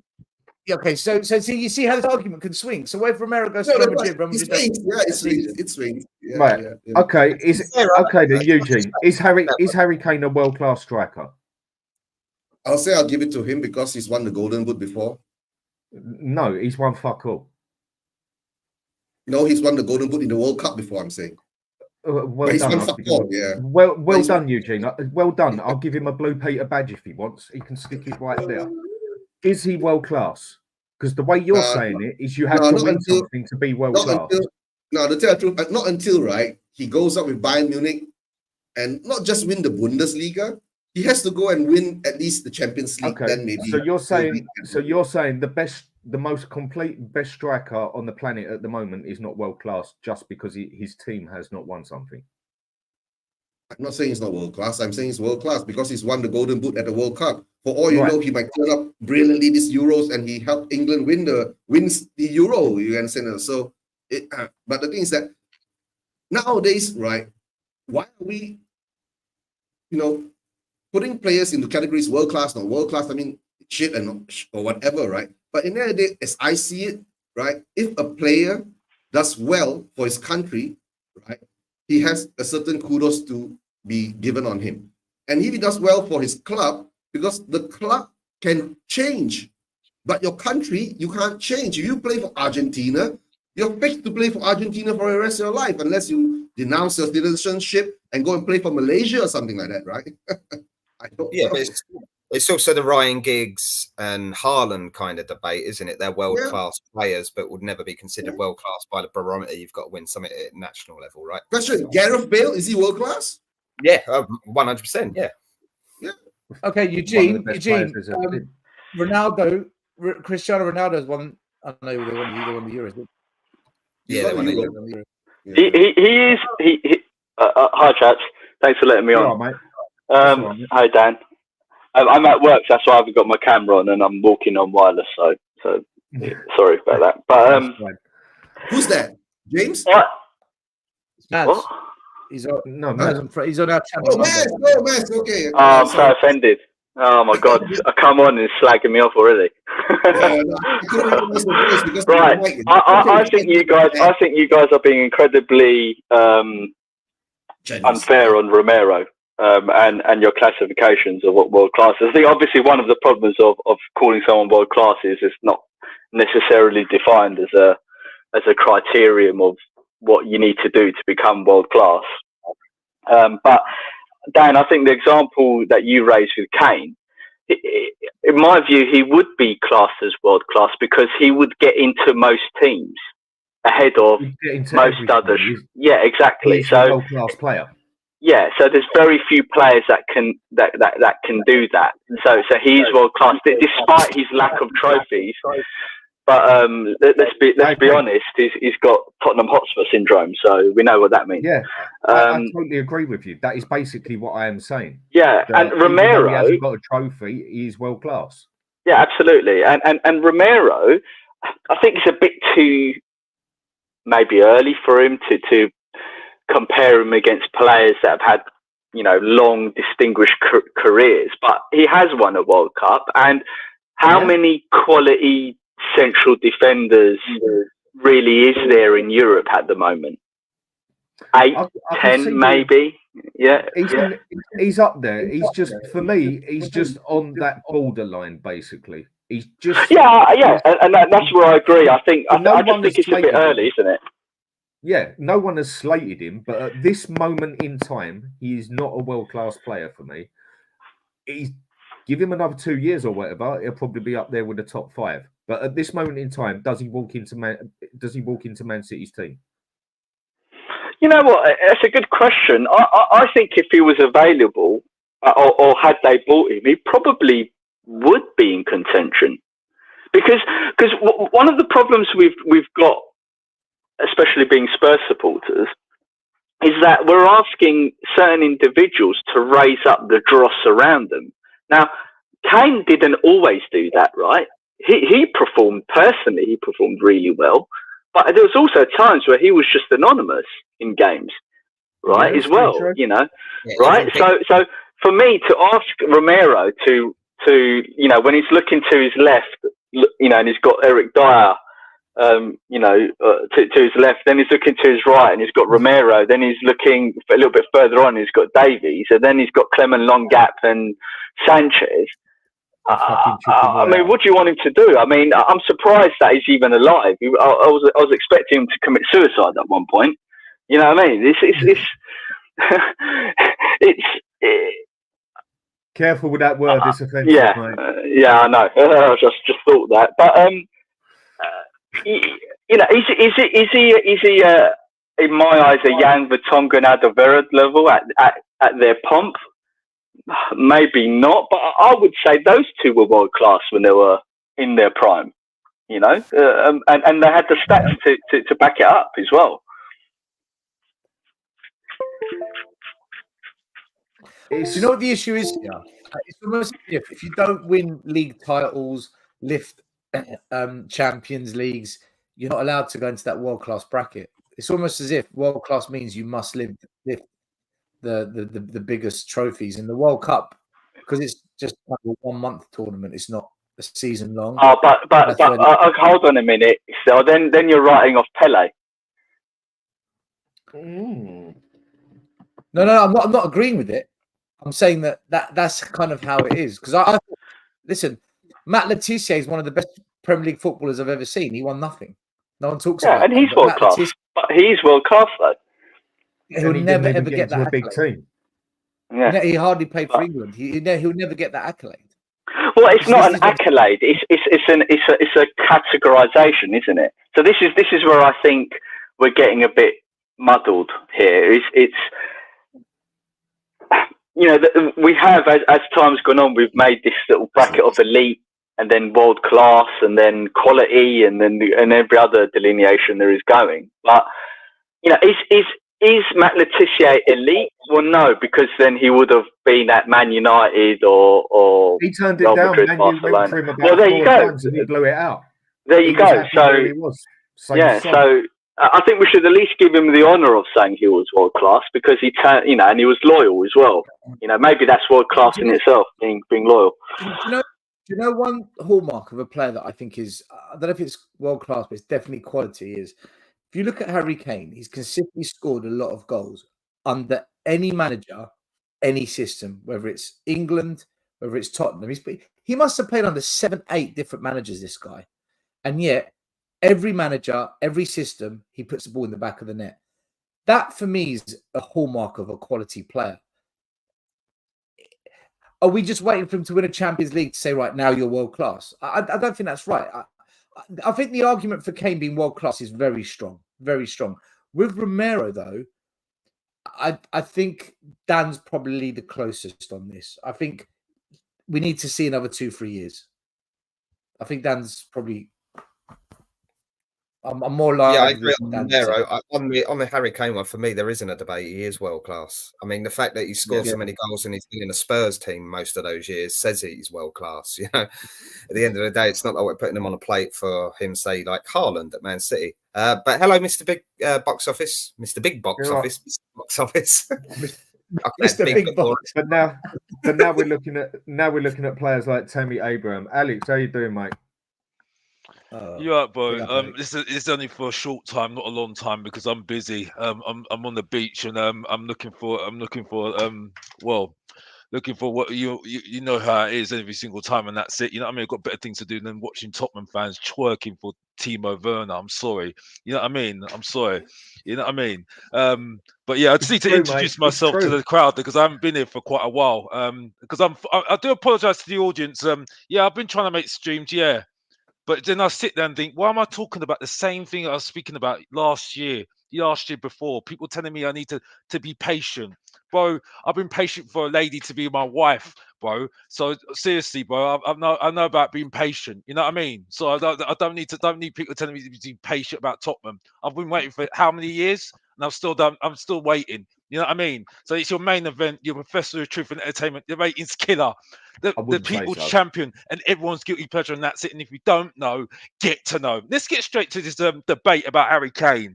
Let's get straight to the debate about Harry Kane, because it's a bit of a boring debate, really. Let's just say this, because, like I said before, it's more of a thing, Jamie Alex, Vardy about accepting Tammy Abraham is more of what. Oh yeah, it's boring, but let's just say this: Jamie Vardy is a more decorated player than Harry Kane. I'll tell you why, because he's won no trophies. He's won no trophies. Yeah. Yes, he's a great player. He's a class player and everything else, and that's it. Yes, he is. But it's fault. It's his fault. He should have left Tottenham because he knew what he was getting with Tottenham. They were losers. And Sean Butler makes a very good actual point here. Then he says, "Dan, is Alvarez world class? I don't think so, but he's won it all. I actually think the man has made a solid point. I don't think he's world class, but he has won it all." But the point I'm making is though, right? This is where people like Sean Butler Army has got a low mentality here. That's comes from that's a fair point he's made. That comes from a team that comes from fans that are making excuses for this club. Yeah. What was so top players get you over that line? That's why Drogba, Teddy Sheringham, yeah, the likes of Andy Cole, yeah, the likes of Jamie Vardy, the likes of Tillemans get you over that line. They're elite. They're players that are good players because they get you over that line. Yeah, Harry Kane never done it. I'm sorry. Yeah, top players get you over that line. Yeah, they have that ruthless mentality. Yeah, they're not happy saying, "Oh, I'm happy." I'll agree with you on that part. You know I'll definitely agree with you on that part. And How I many think it's what I said times did earlier. Harry Kane get over the line, though? Spurs, out of all the big six clubs, playing the least amount of cup finals by some margin. So you have the least amount of opportunities at Spurs to get your team over the line as well. So though. why did you not leave then? Why did you not leave? You know what I mean? He did. I'm sorry. I'm not having this. No, I'm not having this nonsense. I'm not having this nonsense. I'm sorry. It's excuses. Yeah. And the same person, Sean. Alex, I agree. Says, He should have put a transfer request in. I agree on that. The same person says Dyer is a good player. Yeah, the same person says, "Oh, well, he leaves Tottenham. He'll show he's a good player." Yeah. Oh, the same player went to Bayern Munich that finished third with no trophies. A team that's supposed to win trophies every single year. Yeah, have got elite mentality. Yeah. So I don't hear that nonsense. I don't hear nonsense. Yeah, because I'm a grown man, a grown-ass man that knows what winning's all about. Yeah, Harry that's Kane the reason couldn't why have done I more hear in Munich people. if he fucking tried, Alex. He couldn't have done more there if he tried. He broke every German record out there, scored the goals. Oh yeah. But bro, he's still lost. He's still lost though. I'm not saying he's bro. Listen, he did well. The team lost. But Alex, the point I'm making is, I'll get you. I'll get your point. I do get it. But let me put another side to you then. Is Vicario a good goalkeeper or is he crap? Pardon? Is Vicario actually a good goalkeeper or is he shit? He's all right. Okay, at the moment. If you want to answer, the amount of goals he's letting, he's shit. Then he's shit. Yeah, shit. But you can only be as good as the defense in front of you. You look at our defense. Is that actually better than last season's defense? On paper, it's 10 times better, and people going all over it, like with Van der Ven and all that in there. But we've actually conceded 3 less goals than bloody Davis, Longley, and Sanchez and Dyer. For God's sake, you can only be as good as those of you around you or the tactics you're playing.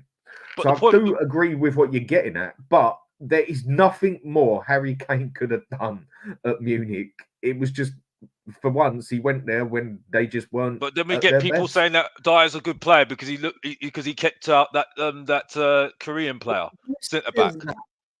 Who said that? Who said that? Oh, you know who said it. He had 1 or 2 good games. He did. That game he played Arsenal, he had a very good game. But just one game does not make you a great player. So that's what I'm saying. That's what I'm saying. Who said that was Elias. He's the only one who said that. No. I know who said it. You know who I've said. I've just mentioned his name. Just leave it. But then they don't know. They don't have a football brain. Those people, obviously. So this is the point. Simple. This is the point I'm making. That's what I'm saying. You know what I mean? And only a debate on Romero, because I'm seeing now there's a lot of people. Sorry, Stelios, I know you want your time to shine, but Mr. Box Office, he only needs 5 minutes to make his time to shine rather than 30 minutes. But I love you, mate. Yeah, I love you, bro. But the point is, yeah, right. I'm not having a go at you, Stelios, by the way. Don't get evils on me. The point is, yeah. The point I'm making is the whole thing about Romero. Yeah, people now are starting getting scared. He's going to lead the club. I wonder why. I wonder if Romero want to go to Real Madrid. Oh, you damn well he wants to go to Real Madrid. Yes, he does. Because he wants to win trophies. Yeah, the team that just won the Champions League for the 5th time or the 4th time, whatever it was. You know what I mean? More like the 15th time. Yeah, exactly. That's what he wants to do. He wants to go and win trophies. Yeah, not just to go for a project with our team, with a manager that can't even coach a team. Yeah, that we ain't got no coaches for our team at the moment. Yeah, because people forget. Oh, we need a great transfer window, but who's coaching the players though, bro? Who's coaching the players? Because Chris Davis is gone. He's gone. Who was the one who turned around and said, "Yeah, I know we've got a problem in set pieces, but it's just it's." Down there, it's Mason and Jadanak. Brilliant coaching. I said it on Tottenham away. I'm Ange out. There's too many things wrong, right? He's doing too many mistakes. He's speaking way too much, right? And exactly how we feared and I was saying it from very early doors. In fact, I was actually saying it even before the 10-game run would happen. It has happened, and I'm just sick and tired, right, of going through this cycle over and over and over again. I'm absolutely done. So I want him sacked, and to be honest, even though I want him sacked, it won't make any difference to Tottenham. We'll just get another manager in, exactly the same thing will happen. So I'm just telling my opinion now, and I'd rather Ange go because he's pissed me off, to be honest. I must admit, on most of what you said, I actually agree with it. And there's been a couple of good points, but there's so many parts where a professional manager should have realised, and they say it is his first season, but when you see that your zonal marking is not working, even some people think it does, some people think it don't. But when 90% of anyone who even an armchair person can turn around and say that zonal working ain't marking because there's no one in the bloody zones, they all run in after the corner's taken. If we can work this out, and should have worked that out 20 games earlier, which he didn't, and that conceded us games basically. And other things he didn't work out, like defending the bloody goalkeeper, because the goalkeeper was getting touched up and then we were conceding goals because of it. We became the third worst team joint in the Premiership at conceding set pieces, and he did nothing until 3 games to go. There are you're spot on, Dan. I know you've been saying it for a lot of the season as well. All right. The thing is, right, and I said it to Stel and the lads offline, in WhatsApp. I said everyone's expecting them to have a good summer window, right? And I said, watch this. We're going to get the same shit, right, over and over again. Now Levy's building his little hotel, right? If we're expecting quality players to come in, forget it. It's not going to happen. We might get one quality signing to appease the fans, but that'll be it. We'll just get 3 or 4 other dross players. Are you basically saying, sorry to interrupt you, but I think I've got your point here. Are you basically saying we are just going to go back to the same as when the stadium was getting built because there's so much money getting pumped inside those hotels? Are you saying that? I am saying that, yeah. I think it's a safe assumption. Like that. Yeah, right. It's a safe assumption, right? Because one, there's precedent for that happening, right? And 2, the fact that the board have come out and said we're looking for outside investment tells you everything. That means they've got a big. As you're talking facts. Yes, if there's no investors coming in, right? All they're going to do is it's going to take another loan again, and the fans are going to pay it off for them. I know, but you sometimes, let's not make this an accounting or finance show, but right, I don't want that. They will need investors, and typically for those types of projects, you have investors come in and pump a load of personal wealth in from their companies to fund this type of to fund Levy land, basically. But back to the football, though. So 1 second, Alex. Back to the football, right? The fact, right, that Timo Werner's come through the door has set the scene for what's going to happen in the summer and next season. Can I just to help you with your point, Maz, right? We're going to try and keep on the football, but to help you on the point there, right? The reason why I think that you're absolutely spot on, right, is that what have we heard from the board to say what is the 5-year plan for the football? We've never had that before. 5-year plan. We don't even have. And this is supposed to be a 4-year plan with Ange. Yeah. The only person I've heard is from Ange. Plan. Yeah. Like what is the plan? What is the end goal? What is the end goal? Where do we want to basically end up? what I think he's saying is, would it actually settle down a few fans if Levy actually come out of his fucking high horse or whether he's that's the stuck point. in or the little cave? That's the point. I've been saying that for how long though? And said to a few fans, like, look, it ain't going just too right at the moment, but we're going to back this manager for 4 years, come love nor money. Dan, what they need to say, what they need to happen. Say is this, right? When the new owner, I just got to go to the toilet. Yeah, go for it, man. When the new owners of Man City came in, they spoke about we want to win. We're going to listen to Mark Hughes. He's a football guy to put a plan for us to win silverware. We want to win trophies. That's what you heard. Stan Kroenke came in. He goes, I like winning. I own many sports businesses. I want to win. And then A year after, they said we want to win trophies. It's about trophies. And at the end of last season, when they fell short of the Premier League title, they said we're going to go again. We're not going to give up. We have a mission. We want to achieve it. Winning trophies. You constantly hear that from ambitious football clubs. Okay, we've never heard that kind of conversation from our owners. They've never said we want to win the Premier League.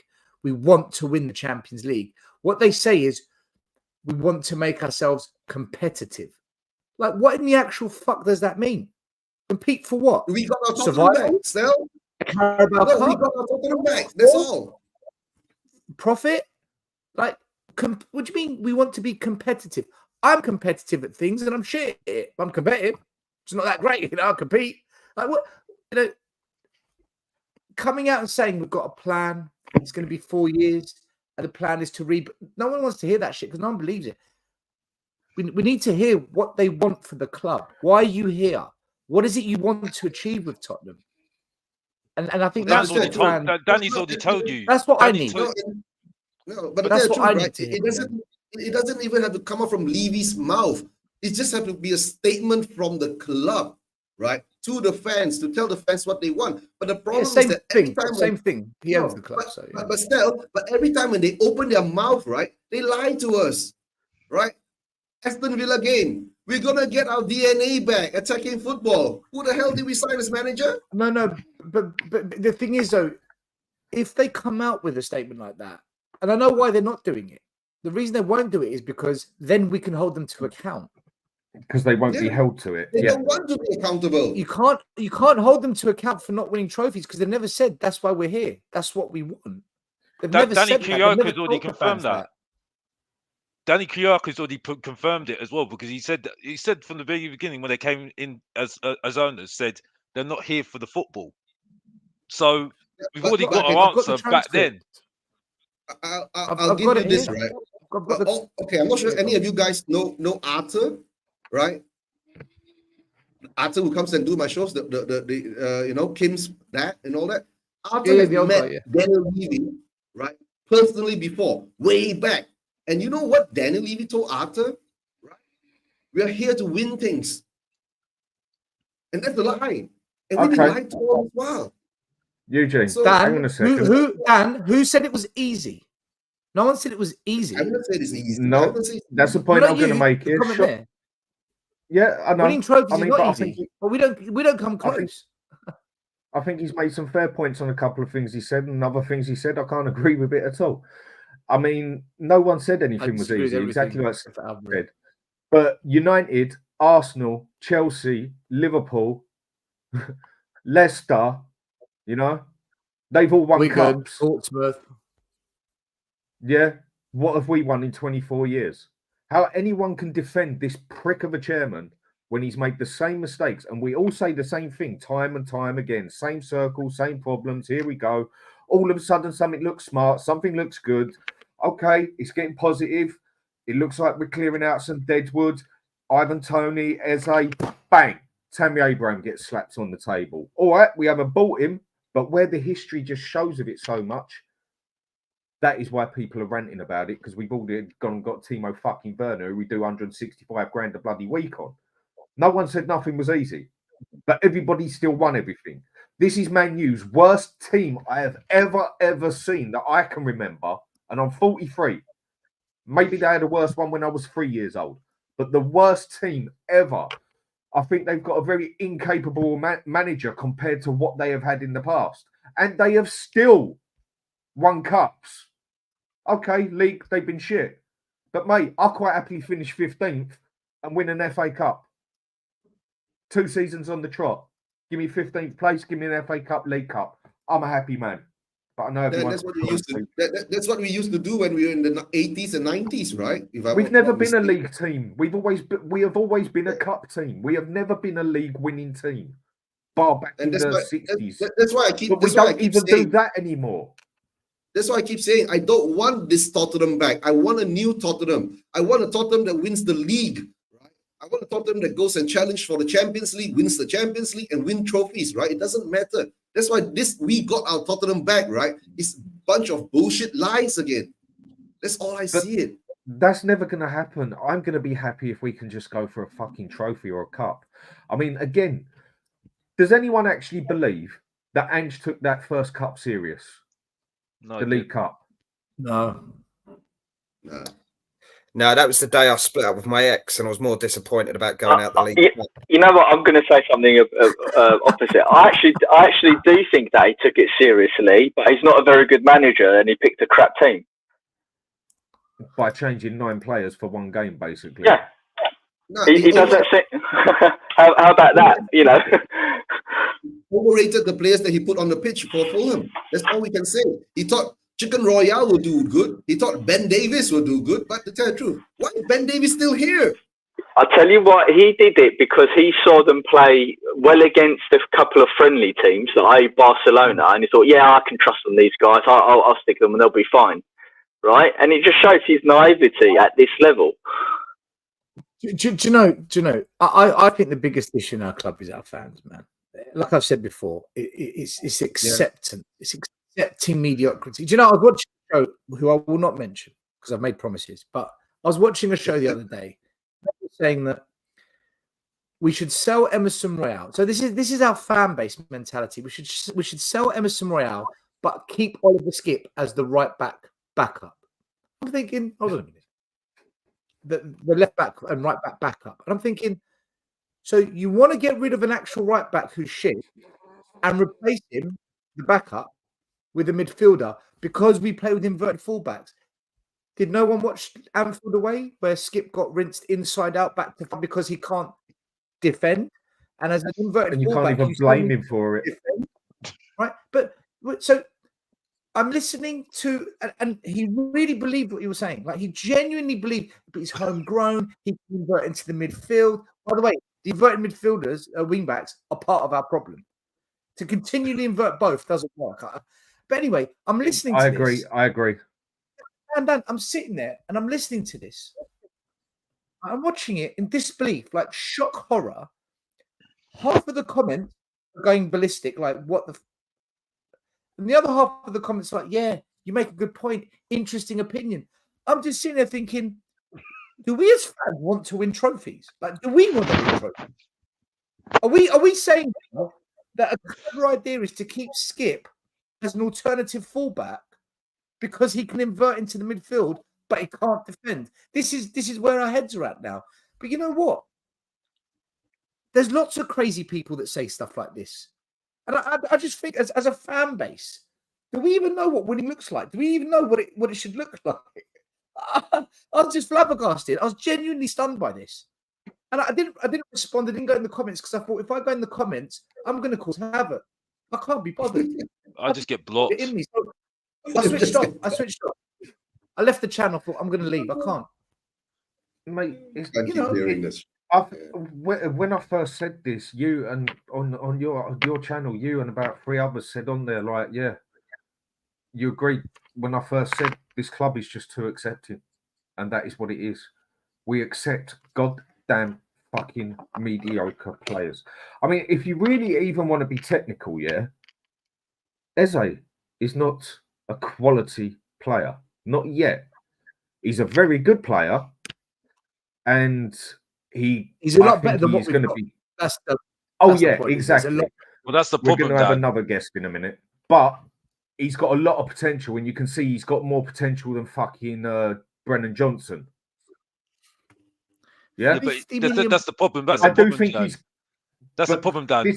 There's a quality. The quality's down here, right? And then you get somebody a little bit over. To be fair, right?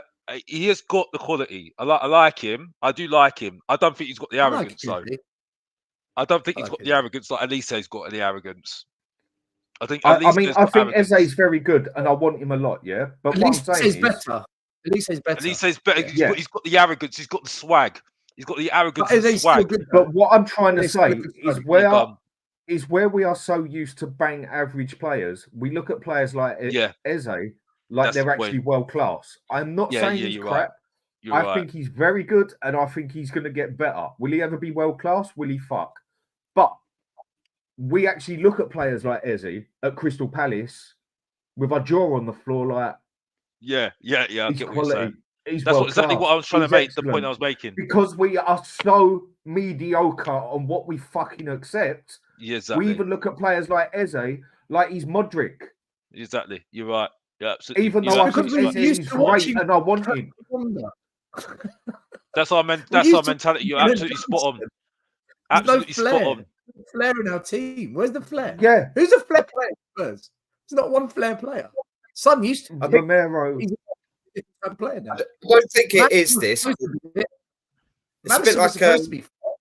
He's been shit for 5 months. Absolutely dog shit. Madison has been. I'll say it. He's crap. Sorry, it's a bit like no, it's all right. I'm just going to make an analogy. It's a bit like Stockholm syndrome, isn't it? You know, when you fall in love with your kidnapper. And sort of Levy's done that to us where he thinks he's fooled us into thinking that buying Eze is an upgrade. And it technically is. It's because we've had so much mediocrity. I think that's what we're trying to say, isn't it? That I'm not knocking Eze, by the way. I think he would be a good sign. I think he's a very good player. He's just yeah. But I don't want him to be the marquee signing. We need more than that. You know, we need a bigger players than that. I don't mind Eze coming in as part of 3 or 4. That is going to be the marquee, and you know. Yeah, I know Mr. Office weren't on the show at that, but you did say that still. And yeah, I'm kind of fearful that would be the case because it will look like a great signing, wouldn't it? You know, 60 mil, flash player. He's in the England squad. But I was just listening along to that, and I was just thinking, you know what? Crystal Palace have got 4 or 5 players that I'd have to come into our squad. Because if you look at the West England Ham have got about 3 or 4. Yeah, no, but I wouldn't mind that Walton, you know, at centre midfield. I think he'll come in and do a great job at Spurs, you know. But it's I can't remember if we said this on another show, but it's worrying that that's the first time in like 30 plus years that we haven't got a Tottenham player in the England squad. I know it's not like what we should be marking ourselves against, but we should be priding ourselves on supplying players for the national team, and we can't even do that at the moment. It weren't that long ago that we had 5 or 6 in that squad. And I know there's been some jokes about he fills the homegrown quota about Tammy Abraham, but it's actually a serious issue at this club. We haven't got many quality players that tick that box. And Palace are doing a better job than that as us. So again, it goes back to that recruitment model, isn't it? Are we buying for the manager? Are we buying for the club? Are we buying for a philosophy? We're kind of doing a bit of each without committing to one. And that's where the problem lies. If we sit there and commit to one, at least we'll do a better job of doing it. But it just feels like we keep swapping and changing between the two. Like Levy's not going to be in charge of transfers anymore, but every transfer seems to have his dirty little fingers over it. So that's why we're sitting here moaning about it. And I think we're getting another guest in, aren't we, Dan? I'll hand back to you. Well, but David, the only thing is that, right, we usually have quite a lot of quality English players in our squad, or actually in our first 11, right? But this season, the only English player that we actually have that is quality was supposedly supposed to be Maddison. Where's the rest of them?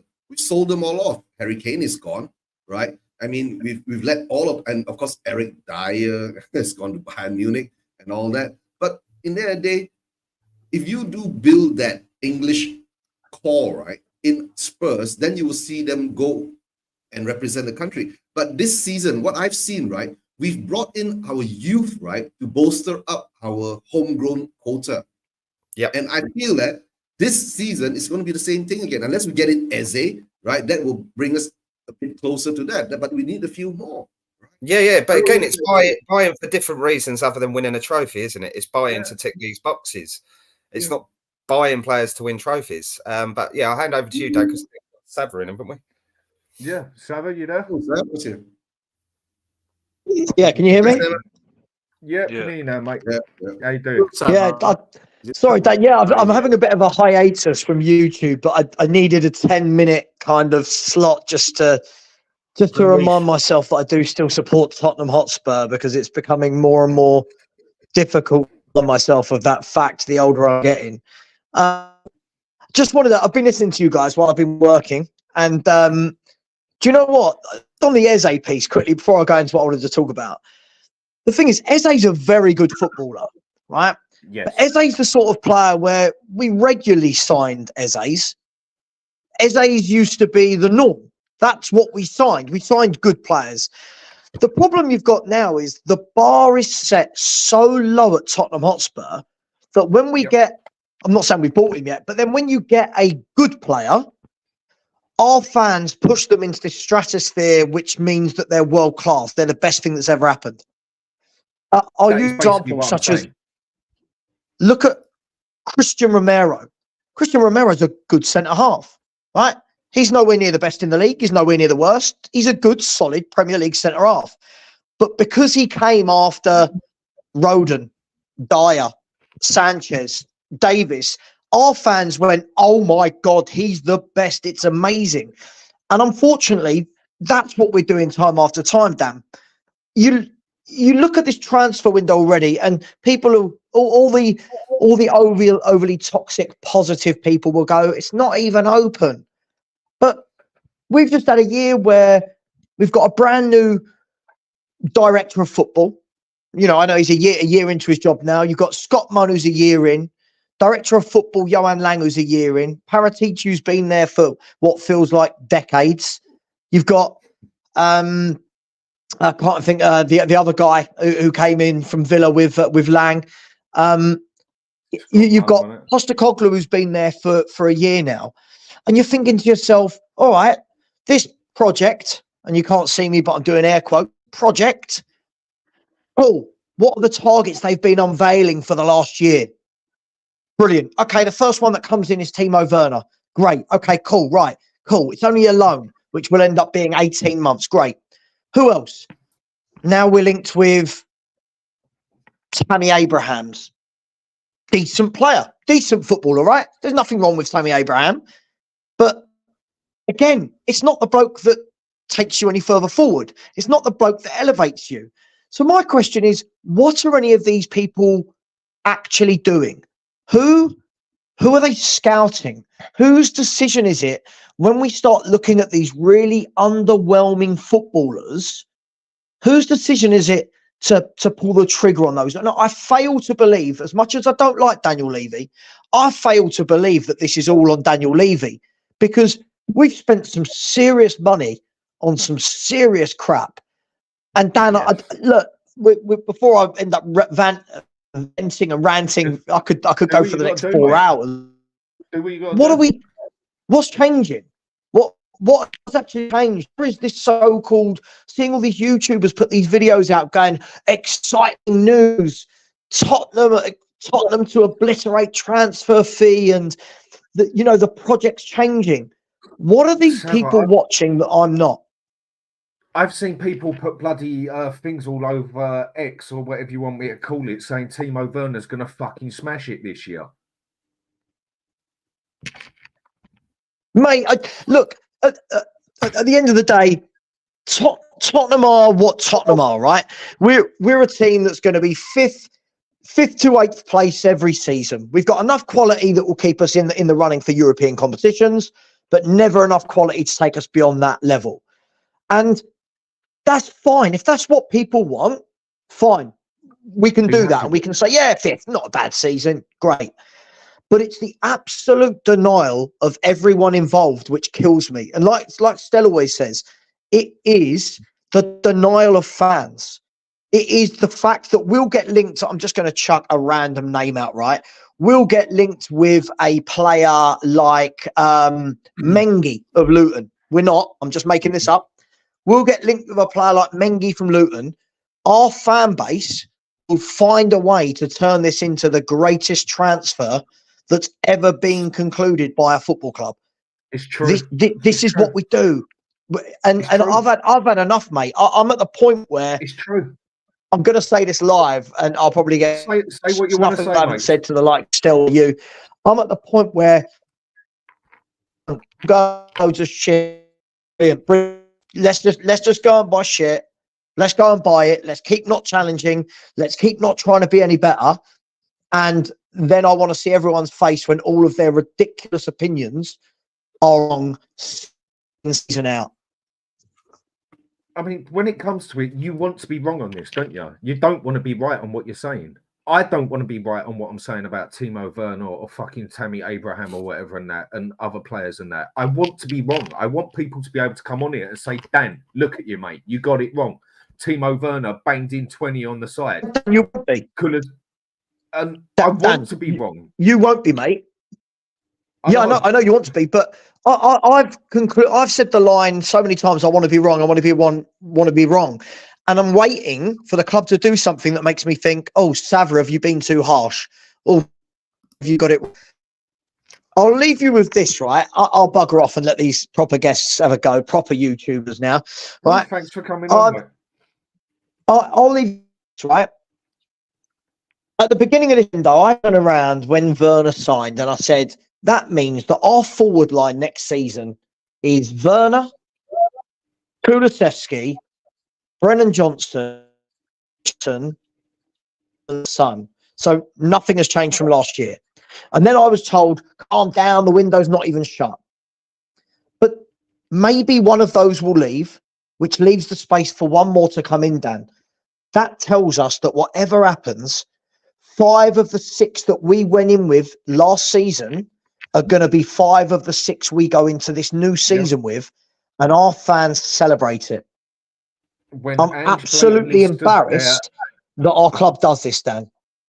When Ange actually stood there and said several times that we are not clinical enough up front, we need to be more clinical, and basically said that up front we ain't good enough, and then he goes and re-signs one of the problems. That is what I can't get my head around.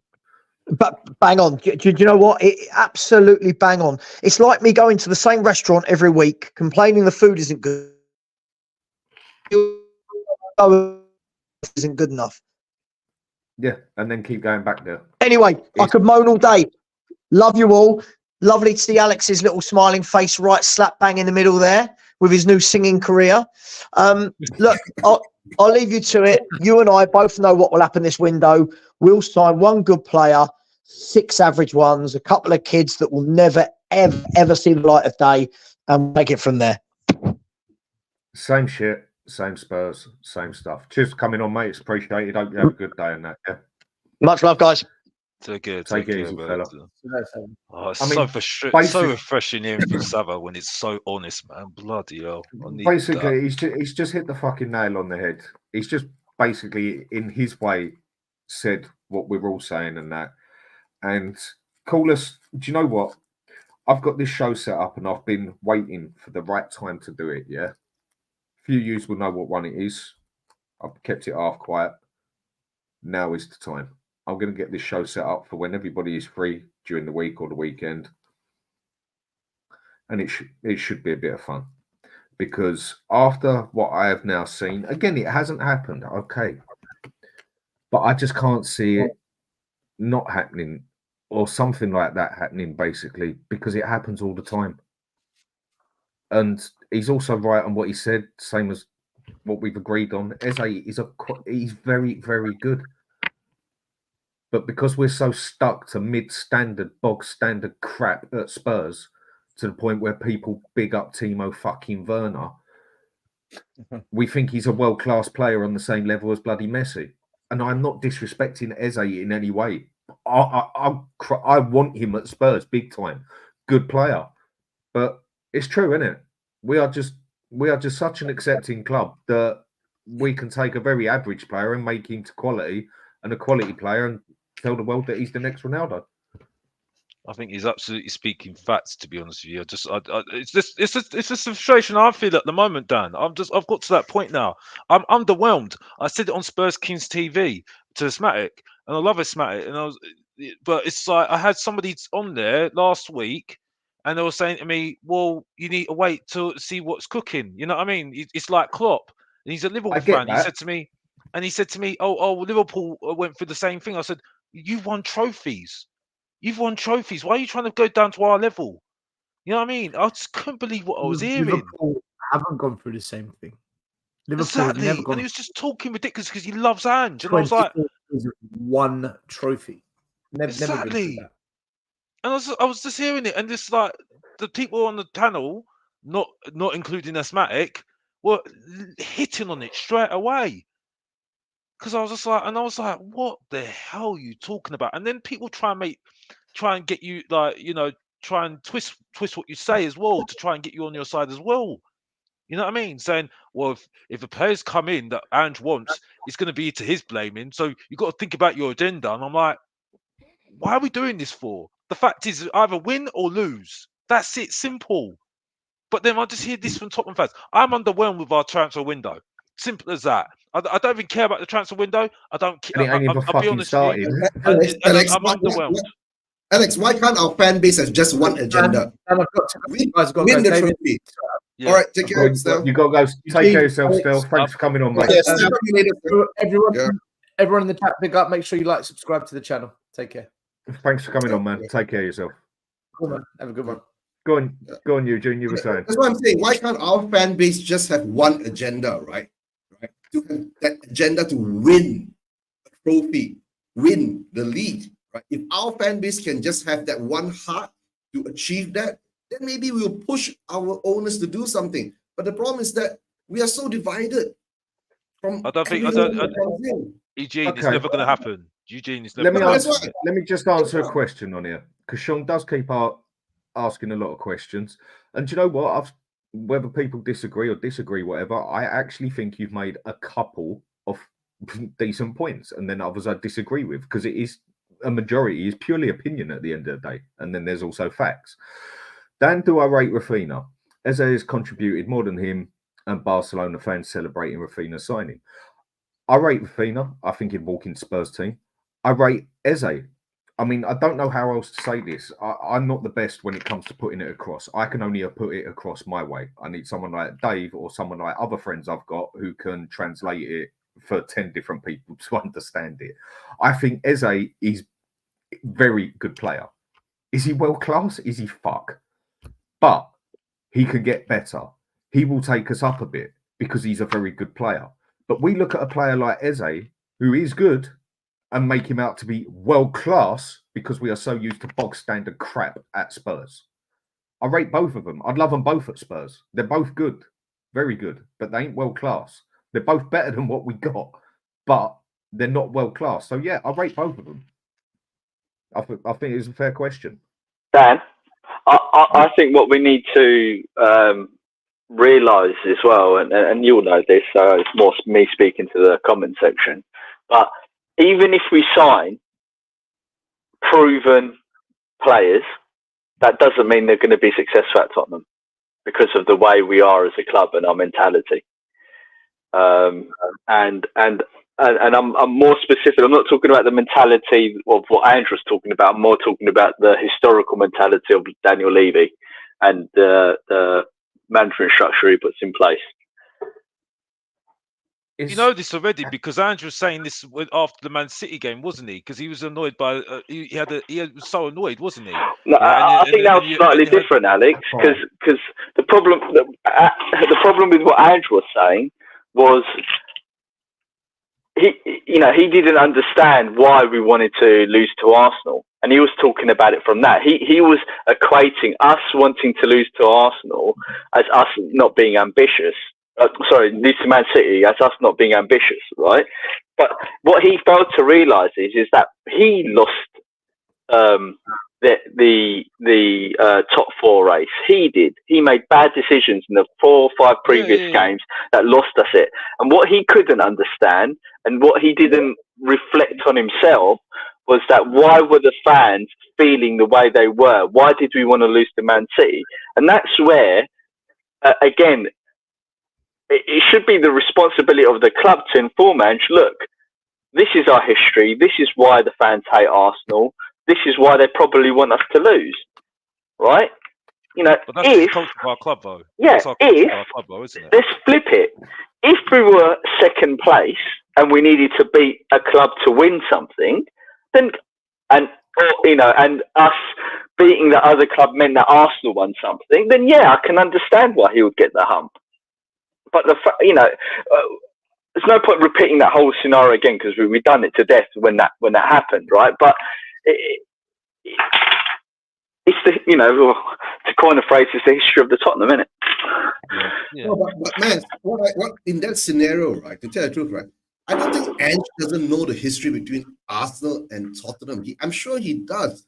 Right? But the thing is that I think he was led down the wrong route to say the wrong things that piss more people off.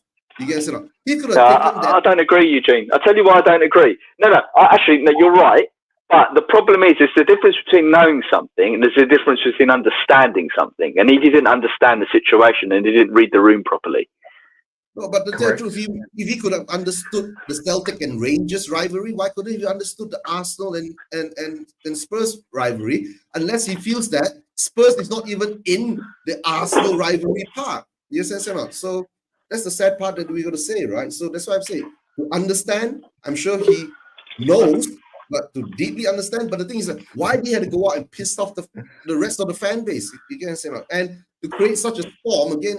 I don't know. I think this is just all part of our club PR kind of scenario that they like to play with. So, you know, and create drama and then we get to do more content on YouTube. That's all, right? So yeah. I did read that a little bit differently. I'm not disagreeing with what you guys have said, by the way. Ange did make a mistake there, and I think he did try and cover that back up in the sort of press conference afterwards. Yeah. But I think what he was criticising was not just the fans, but also inside the club as well, is that he's trying to build this we win at all costs mentality. That's what he's trying to install in the club. And therefore, that means that we try and win every single game, even if it did have a detrimental effect in terms of Arsenal winning the league. And I think he was like, no, forget that. We need to build this mentality that we win at all costs. And that's what he's trying to install. And I think that's where his frustration born out from. But I do think he got it wrong. And that's why his press conference afterwards is a little bit different than what he had before. So I agree with the points you're making on that. I agree with you too, bud. But don't you think, though, that if that is the case, then his decision-making needs to be a lot better if you're going to try and instill something like that? 100%. Okay, David, I give you an example. If you're going out to win at all costs, right? Why the hell did you play Ben Davies against Saka? Why the hell did you put who was the other one? Is it Emerson Royal against who was it? Liverpool, Mo Salah. You guys, Yeah. So the thing is, why didn't you, if you really wanted to win, right? Throw VDV onto the left, put Dragos in and try that out. Yeah, and when he used hindsight, he'd done that later on. But I think, I'm only guessing, I think his thought process was, I don't want to take out my two centre-backs because then I'm creating another problem. Even because though how much we rely on Van der Ven for what he does. Yeah, exactly. But I would agree with you, Eugene, in the sense that it would make more sense to put Dragusin in there, which weakens the centre halves. I don't agree with that necessarily. And not even that. Sit back 5 yards and play a different game. And he done it right at the end of the season, didn't he? But I will caveat that with at Celtic, and again, I know I've got to be careful with the comparisons here, different leagues and different animals, right? But in the first season, he was very stubborn at Celtic, made a lot of mistakes. We touched on it with the set pieces before. Second season, he put a lot of those mistakes right. So I'm still quite comfortable that he will. However, if he carries on doing it the same, then I'll probably be on with Maz and sitting there saying, well, Ange out as well, right? But I'm giving him that second season because I think it's one of those that will. I've changed my position now. I've fundamentally rewired myself. I'm in the Scott M camp. I'm manager out until they prove me wrong. That's where I am. That's my position now. I don't care what manager it is. I want them out of the club, right, and Levy and everyone else, unless they prove me wrong. Because I'm fed up of backing every single manager, placing, giving them God's grace, right, for everything, and then them doing this, repeating the same old patterns, the same old narrative, the same old this, same old that. I'm just done with it. I'm so done. Yeah, there's that famous meme that goes around the internet, isn't it? Where it's like a circular motion that we all end up loving. Okay, David, I come back to this, right? Let's say next season, all of a sudden Ange have this epiphany, right? And decides to play and adapt to what he has learned from last season, and it becomes something good. Then of course all of us are going to be happy, right? And we are like heading, challenging for something. Yeah. Announce the day before Ben Davies. Yeah, and announce the day before Ben Davies started, and then people know your tactics, right? So it's true. It's true. Yeah. It's true. And that shows his naivety. You get what I'm saying? That's why Mass, Scott M, Dietrich Kane, right? I mean, Dietrich Kane and Scott M have been the from day one. They've been saying Ange out because they say he ain't good enough. That's all, right? But the thing is that we can't do anything because the manager is here. And we've seen so many managers turn around, right, in our club. We just have to swallow our pride and sit down and see what happens. And we, first 10 games, we were all happy, right? We're going to win the league in the first 10 games and all that. Then when the wheels fell off, it is what it is. But my feeling now is that We have gone into a reset, right? This transfer window has come in. All we can do is sit back and watch what we're going to get. And we just hope, let's see whether Ange will adapt. If Ange doesn't adapt, if the results turn bad, by December, he'll be gone. That's how I see it. The evidence over the time, and this is obviously backing up Stelios' point about like levy out and all of that, is Pochettino has probably been the only manager in the last couple of decades that's actually improved whilst being at Spurs and left with his stock higher than when he came to the club. You think of all our last managers. He is the only manager that you could argue maybe Redknapp's done a good job and his stock was relatively high towards the end. But every other single manager that's come in over the last couple of decades has kind of come in with a good reputation and we've ruined them or broken them. They're breaking their souls half the time. I mean, we nearly even broke Mourinho's soul. Yeah. And he's one of the sort of coldest managers going in terms of, you know, the steely nature of the man, right? And we still nearly broke him, or we did break him technically, I guess. David, you know, Spurs is where all the managers and the players come to die. It is. I mean, they used to say that with Chelsea, like basically, what was it, a poison chalice, whatever. But at least you went to Chelsea for 2 years and won something. Look, my whole point on this is just the fact that, okay, I get the transfer window hasn't started. Why are you going into one? It all just comes back to the point I've repeated. It's just got Spursy written all over it, and I can only go by what I mean. Look, if I could predict the future, I wouldn't tell everybody because then the money would go down. But I'd tell a couple of close friends on what the Euro numbers are going to be. If I go and put it on here, then I'm going to win fuck all. So I'm sorry, I ain't going to tell everyone. But if I could predict the future like that, then fine. But in some ways, you can almost predict the future by going back in history. Now, I'm not talking going 50 years back, but I'm talking going 24 years back, year by year, by year, by year, by year. It doesn't look like a very good CV, does it? And when it's been the same problems every time, you ain't going to employ that man because he's not learning. His CV hasn't got any better. He's made the same mistakes every time, i.e. Mr. fucking Levy.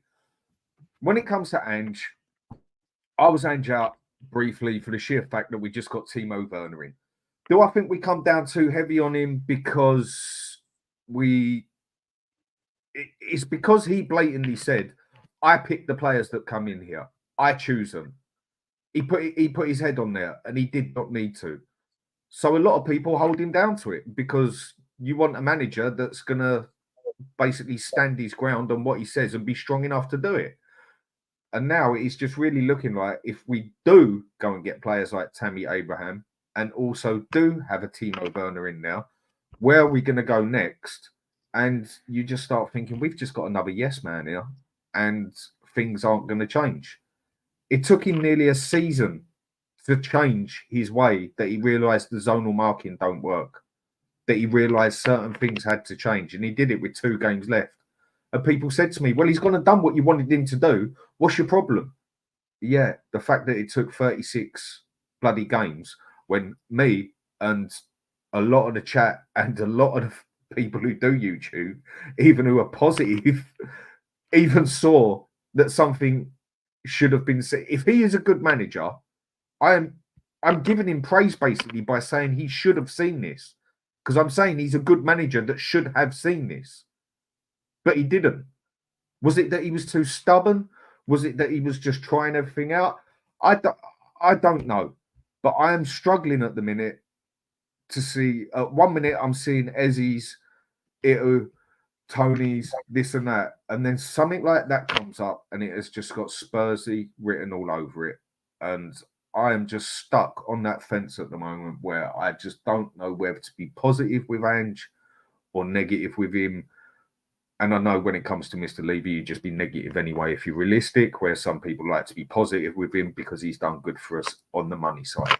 I couldn't give a toss. I do not support a business. I support a football team.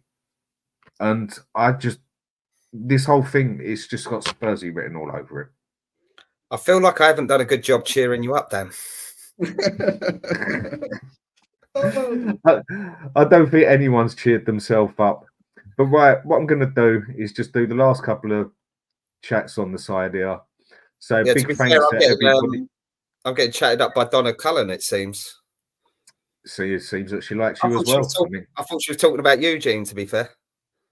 She was a big fan of Savva as well. And thanks for all the people on the chat coming in. Thanks for everyone coming on. I know I've gone on this one, but this for me, it was just the fact that I was actually really, really trying to be positive over the past few shows, like on Alan's show and others I've been on. And then I just go and see something like this. And again, it's just got Spurs written all over it. And where the fuck are we going to go? I don't know. We won't know until the transfer window starts, finishes. But Maz, where do we find you? I take it you've gone quiet there. Okay, you. There we go. Yeah, sorry. I'm not on socials and stuff like that, but I'm on Tottenham Away. So you'll see me every Monday night with the lads on Tottenham Away. And Donna, I do. It's just he's a very busy man. Dave, where do we find you? Well, unfortunately for Donna, I've deleted my Tinder profile. I've got the right hump with that. Honestly, that's hard work. But yeah, you should be able to find me on here with you, Dan. As you rightly say, you do invite me a bit more. But I think Monday might be a good night for me, a bit through the summer. So yeah, on top. Okay. And Eugene? You can find me on Spurs Vision TV. I'm still trying to, do my season review for last season, but it's not that inspiring. So let it be. But let's see. I might come out with something. But I might be doing some watch-alongs for the Euro. Maybe you guys will, if you're free, hop on. But I'm going to do the weird ones, right? I'm not going to do the England one because England, everybody's going to do it, right? I'm planning to do the Poland and Holland one coming up soon, right? That could be fun because we can keep an eye on VDV and let's see whether he gets injured or not. Eugene, man, just shut up, will you? Just shut the fuck up. I'm so positive, Dan. Look at me. You know what, mate? I'm just going to mute you there, mate, because you've just. It is what it is at the end of the day. Right, so everybody do sign up to Eugene. Dave will be coming on here a lot. You always see Maz about on Tottenham Away. Sign up to Stel. Sign up to Alex. Big up for Savva coming on. Always great to hear your opinion on everybody. I'm sorry if it has been a negative show for some, but bollocks. It is what it is. It is Spursy. Everybody, have a good day. I'm gonna turn it up and then I'm gonna take it down.